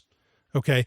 And that dovetails pretty nicely with how I was saying, last week, I was talking about BBSs and all that. I want you to understand, better what I mean by that is that I want multiple internets. Yes, I'm using the plural properly. Okay. I want multiple internets. I don't want just one. I do want it completely decentralized. I want my Tor. I want my, I want MadeSafe. Do I want MadeSafe ever? But I want all these different things. They can all run off of the same fiber or whatever, I guess. But, maybe they don't have to. But in any case, I want multiple internets. I want choice. Okay? There are flaws here, very, very serious flaws that exist on the internet. And that's why I warn when people say, it's like, well, the internet will never go down. Yeah. It's been attacked pretty hard twice now. Okay. It is something to keep in the back of your mind. It's not something to be so terrified about, but it's something to keep in the back of your mind. Now, my own recommendations on what to do about covert redirect is to, the same thing I recommended with Heartbleed is please use LastPass. Okay. Keep in mind, LastPass does not have access. What goes up to LastPass is all encrypted client side. They're not seeing anything. Okay. And so if you want to have, I'm saying don't log in with Facebook, don't log in with Google, create separate accounts for all these things and just put it all into LastPass and then LastPass will do the deed. Okay. That's my recommendation for what to do about this. All right. It has, no one's really said it yet, but do I think that the NSA and CIA and FBI and GCHQ and whoever else, governments around the world, are behind this one? Hell yes. Hell yes, they are. No one said it. There may not be a whole lot of proof, but I guarantee it. Why? Because it's their MO. We talked about with Quantum Hand, how they set up like a fake, fake Facebooks, or fake Facebooks, fake Facefucks. I don't know. A fake Facebook. Or like the Cuban Twitter, all this stuff. This has been one of the best things one of the best things for them, not for us, for them that has worked for them is, faking login credentials and all that, which is exactly what OAuth and OpenID are all about. So yeah, I firmly believe that the NSA and CIA, if they didn't implement it themselves, which is entirely possible, okay, they were certainly, I guarantee they knew about it and they've been messing with it. And this isn't a real problem, okay? Because the whole thing with the NSA, and Edward Snowden has said this, though we've said it on this show before, not just me, but actually David Irvine of MadeSafe even said this too, in a recent special, was that, if the NSA, if the U.S. government was actually concerned with the security of the internet and the security of American citizens' digital lives, they wouldn't make backdoors and they wouldn't use, they would tell people when they find these flaws and vulnerabilities and bugs. They wouldn't do any of that. Okay. That's what they would do to solve to keep people secure, because having these backdoors open leaves it open for other people. Because it doesn't mean that just the NSA knows about it. All it takes is one really clever cracker to figure it out. So the very fact that these backdoors are built in, or that these vulnerabilities, flaws, and bugs are not known about, is endangering everybody and is completely antithetical to their mission statement. It is totally antithetical. And to make matters worse, the OAuth and OpenID, this is a real problem, is that, there's other stories going around where people have contacted Microsoft about it. Microsoft's like, yeah, we're aware of the problem. And that's all they're saying. They're not, because no one wants to change it. I mean, that's what Grossman said, is like, it's a won't fix. Okay. Which is, lingo for, the fact that, look, if we fix this, it could potentially ruin everything we built. So nobody even wants to fix this. Pretty scary. But again, my recommendation, use LastPass, stop logging in, make separate accounts, for everything. I know it's a pain in the butt, but if you want your security, these are the things you do. I'll be back with more. What does freedom mean? Tune in to LRN.FM to find out. LRN.FM is the Liberty Radio Network. a collection of live talk radio and podcasts, all coming from a principled pro-liberty perspective. LRN.FM show hosts aren't left, right, or conspiracy kooks. You can tune in 24/7 to LRN.FM via your phone, computer, satellite, and more. Listen free anytime at LRN.FM. That's LRN.FM. Would you like to play a game? Game of the Week. It is time for Game of the Week. And don't worry, this section of the show isn't going anywhere. This is the one this is a lot of fun for me because I get to bring up the good times. Because Game of the Week is where I talk about a game that maybe went under the radar, got lost in the shuffle with all these quote-unquote AAA releases. Just because they're AAA doesn't mean they're good, of course. Or it's something that needs a good reinstall or break out the emulator and rock it out. And this week, I've actually got a triple header. Okay, we got a threesome of gaming pleasure here. And this is the real deal. Blizzard, just this week, okay, and this is for PC only, though one of the games exists for Mac as well, but this is for PC only, and I put the link in the show notes, sovryntech.com. You can check out the show notes, and you can go right to the link, and you can download these games totally for free. 3 games from Blizzard, and they're not Warcraft, StarCraft, or Diablo, okay, because they actually made other games at one point in their illustrious, history, and these are great games. So the first one I want to tell you about is one that I don't know that I never played it, but it looks cool. It's called Rock and Roll Racing. Okay. And, it looks kind of like an RC Pro-Am. Ooh boy, talk about a classic. If you never played RC Pro-Am, grab an NES emulator, crank up RC Pro-Am. Anyway, but Rock and Roll Racing, it's kind of a battle racing game. It came out for Super Nintendo in the 90s. Everything came out for Super Nintendo in the 90s, right? It looks like a really cool game. I like those kind of things. Like Rush 2049 was a lot of fun as far as like battle racing games go. And so check that one out. But then also Lost Vikings. And this is huge. Lost Vikings came out in 92. This game is awesome. It's just a side scroller. Not really a platformer, but it's more of a puzzler.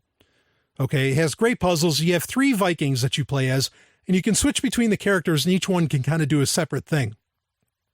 And the puzzles still hold up. They're amazing. In fact, Lost Vikings got re-released in the early aughts for Game Boy Advance, and it sold gangbusters because everybody knew, like, oh, this game's incredible. It had that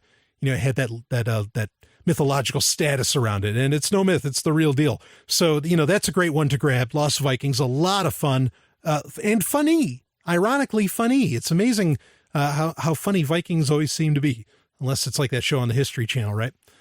Anyway, the real kicker, the real winner here, though, that you get to download. Again, all 3 of these games are totally, quote-unquote, legal and totally for free. The real kicker here is Blackthorn. Now, Blackthorn, that also got a Game Boy Advance release, but I don't think it ever came out for a console. If it did, I didn't play it on console. I played it on PC because in the 90s, PC games looked 10 times better than anything out on consoles. By and large, except for maybe, well, no, there isn't anything. Like even Star Fox was so advanced. X-Wing made Star Fox, look like a joke. But Blackthorn, I played this on PC.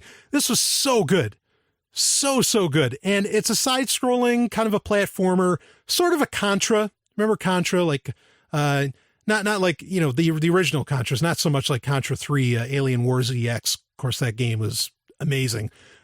But Contra, where you kind of a run and gun, not run and gun like a rail shooter, but you have a gun and boop, you shoot the whole thing. But here's the unique thing about Blackthorn.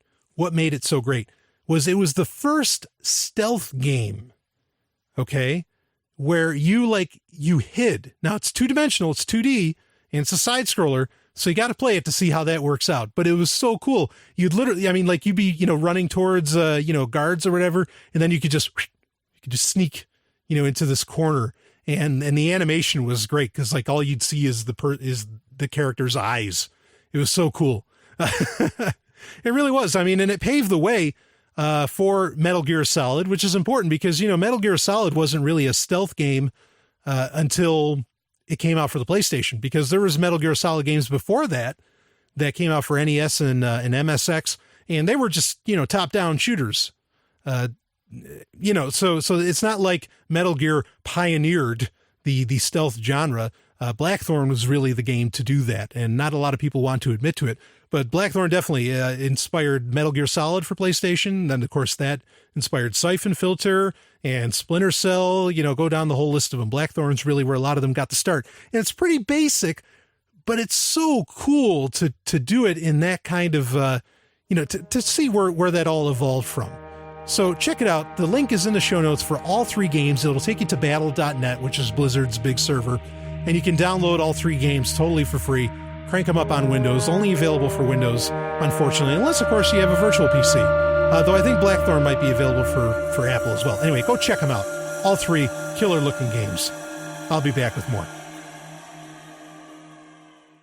Do you have a business or product that you are interested in getting advertised to a largely U.S.-based audience on an award-winning podcast and radio show airing on hundreds of radio stations? Let Free Talk Live be a part of your advertising portfolio, because the world of audio never fades. Contact me, Brian Sovryn, and I can get an advertising package that will work within your budget. Email me at brian@freetalklive.com, and that's Brian with an I. Again, brian@freetalklive.com. Hey, what are you doing? I can't believe I caught you again. Jesus doesn't approve of this little habit of yours. I know, baby, I know it's wrong, but it feels so right. Well, it ain't. But I've been doing it since I was 12 years old. It's nothing but a sinful perversion of nature, if you ask me. But, baby, I don't ever want to stop looking at tech websites, new gadgets, video games, software, or any of that stuff. Well, then I'm leaving. Okay.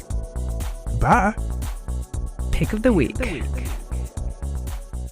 It is time for Pick of the Week, where I generally just geek out and just talk about whatever I want to talk about. It could be a comic book, it could be a movie, TV show, a product.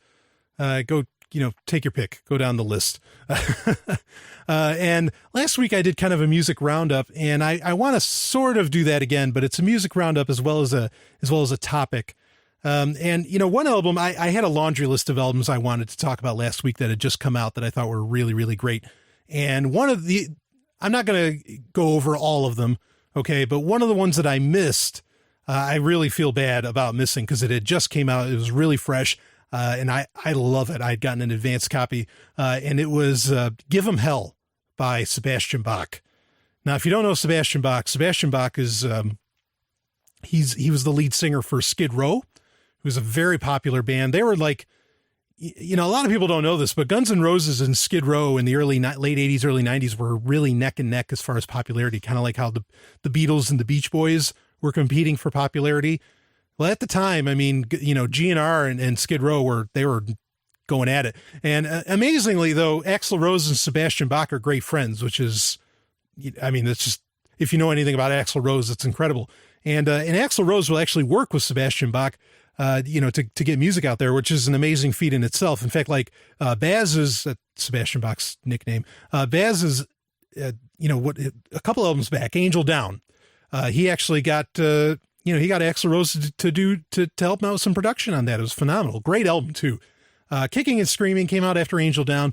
Not necessarily the best, but Give 'Em Hell I listened to. I loved it. I thought it was just a great album. It's like number 1 on the rock charts on iTunes, I think. It did pretty, at least for a day, maybe it was.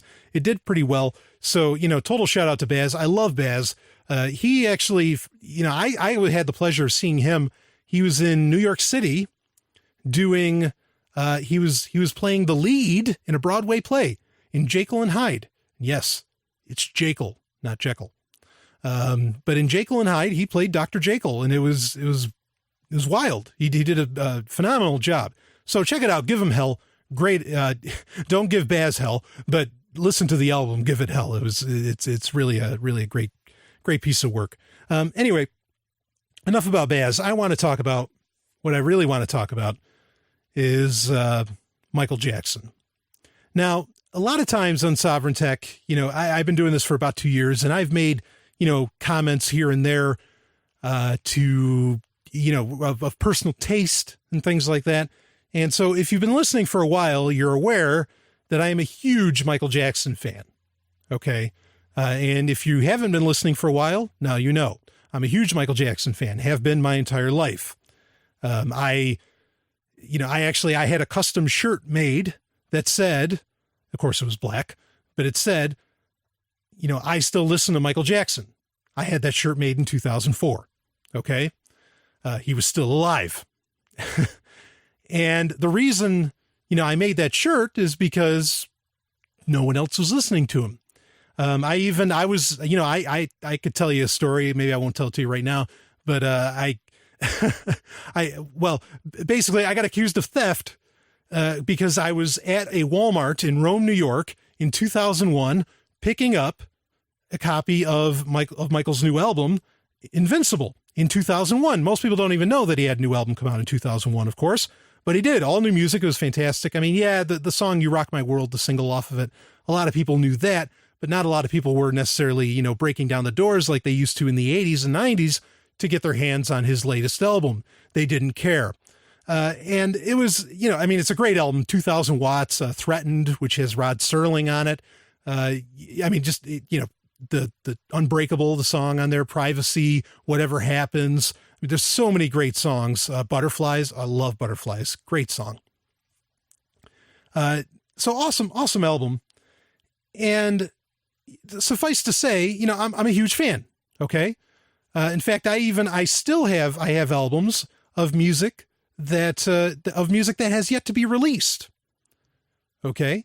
And I'll talk about that a little bit more in a minute. So this week there was the iHeartRadio Music Awards, and the big deal was that like Usher danced like Michael Jackson, and Justin Timberlake lent his quote unquote talent to a song that's being released off of a new Michael Jackson album that's coming out on May 9th or May 13th. There's some confusion on that. Nice little eight song album, although there's a deluxe edition with 17 songs on it. The other songs just being the original demo versions of the songs that got polished up for this release.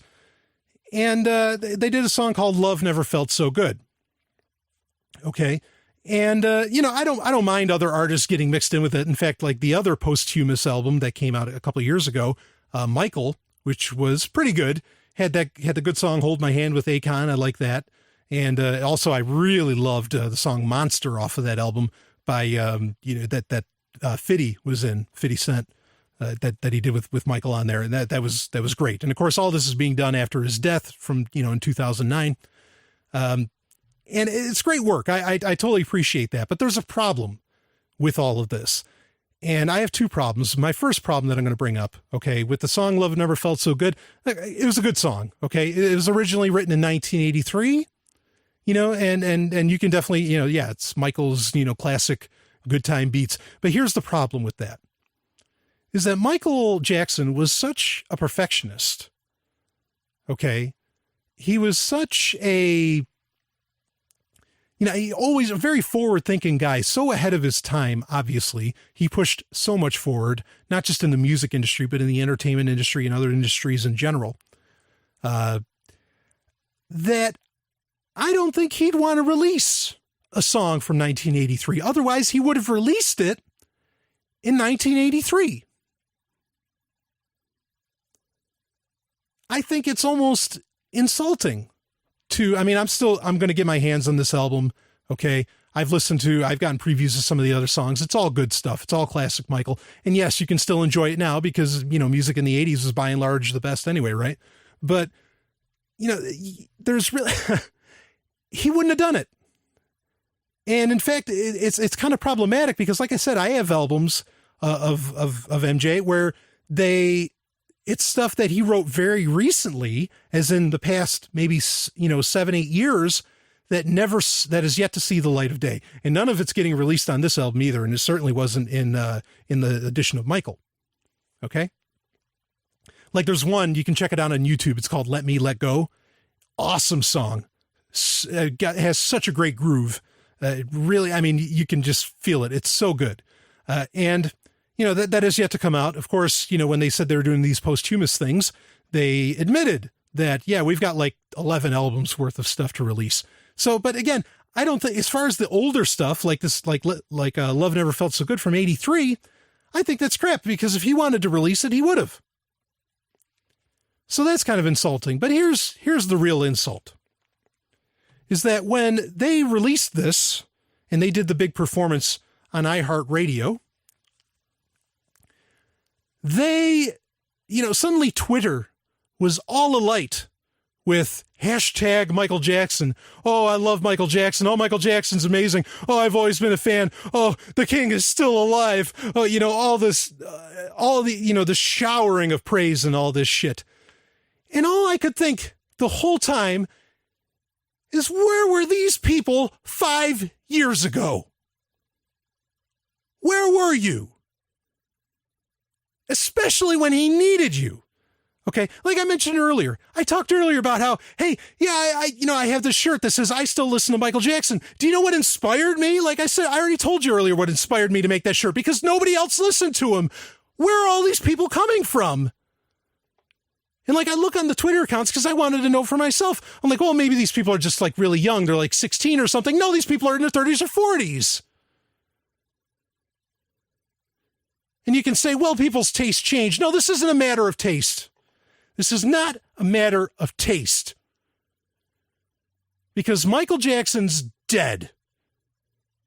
And you know what killed him? Yeah. He overdosed on morphine. A doctor helped him out, assisted suicide, blah, blah, blah, whatever. Forget the official shit. What killed him is that people wouldn't leave him alone. He had the media saying, oh, he's, suddenly he's white and he used to be black. He's in an oxygen chamber. He's raping children. And then it wasn't just the media. Everybody else was just following suit, saying whatever the media said about him. And it's depressing because, you know what? I like to think that there isn't a herd mentality, that people do think for themselves. But guess what? This proved to me that people don't. This proved to me the absolute power of the media, that if they tell you to like it, 90% of the people on the planet Earth are going to fucking like it. Even if it's directly contradictory to what they said just 4 or 5 years ago. It's bullshit. And it's these same people right now saying, oh, the king, he's still here. Oh, I can feel his presence.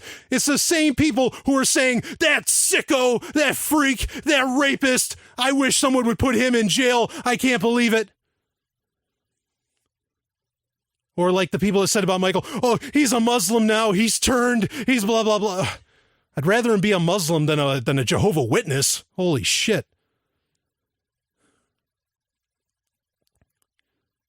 People have no idea. Okay, we mentioned earlier in the show, I played that clip from B5 where it said there's only one rule: be kind to each other. Yes, let's be kind to each other, because you know what I see? I see scary things happening here, okay? Because there's people going nuts after like Miley Cyrus saying, oh, that sick bitch, that whore, dancing around like some cheap whore. Do you have any idea what you're doing to these people? Because they hear it. They can't not. The media plays it all over the place, and the media ain't helping.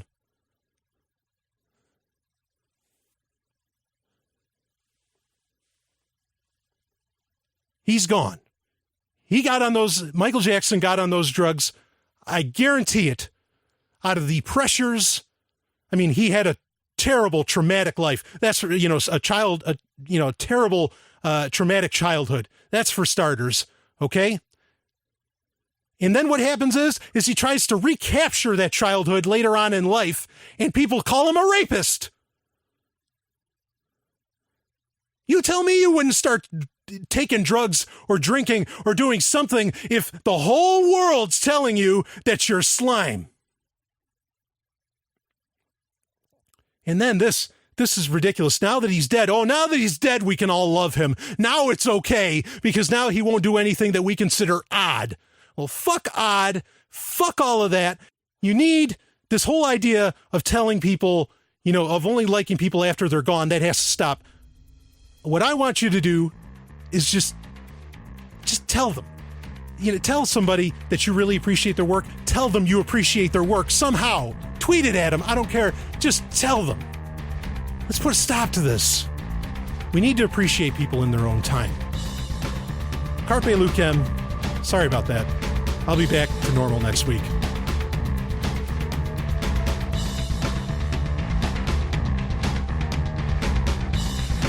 This has been Sovryn Tech. Visit us at sovryntech.com. That's SOVRYN tech.com. There you can connect with us, see more of what you've heard on today's show, and catch our podcast feed. Sovryn Tech is open source. We encourage you to share. Later, nerds.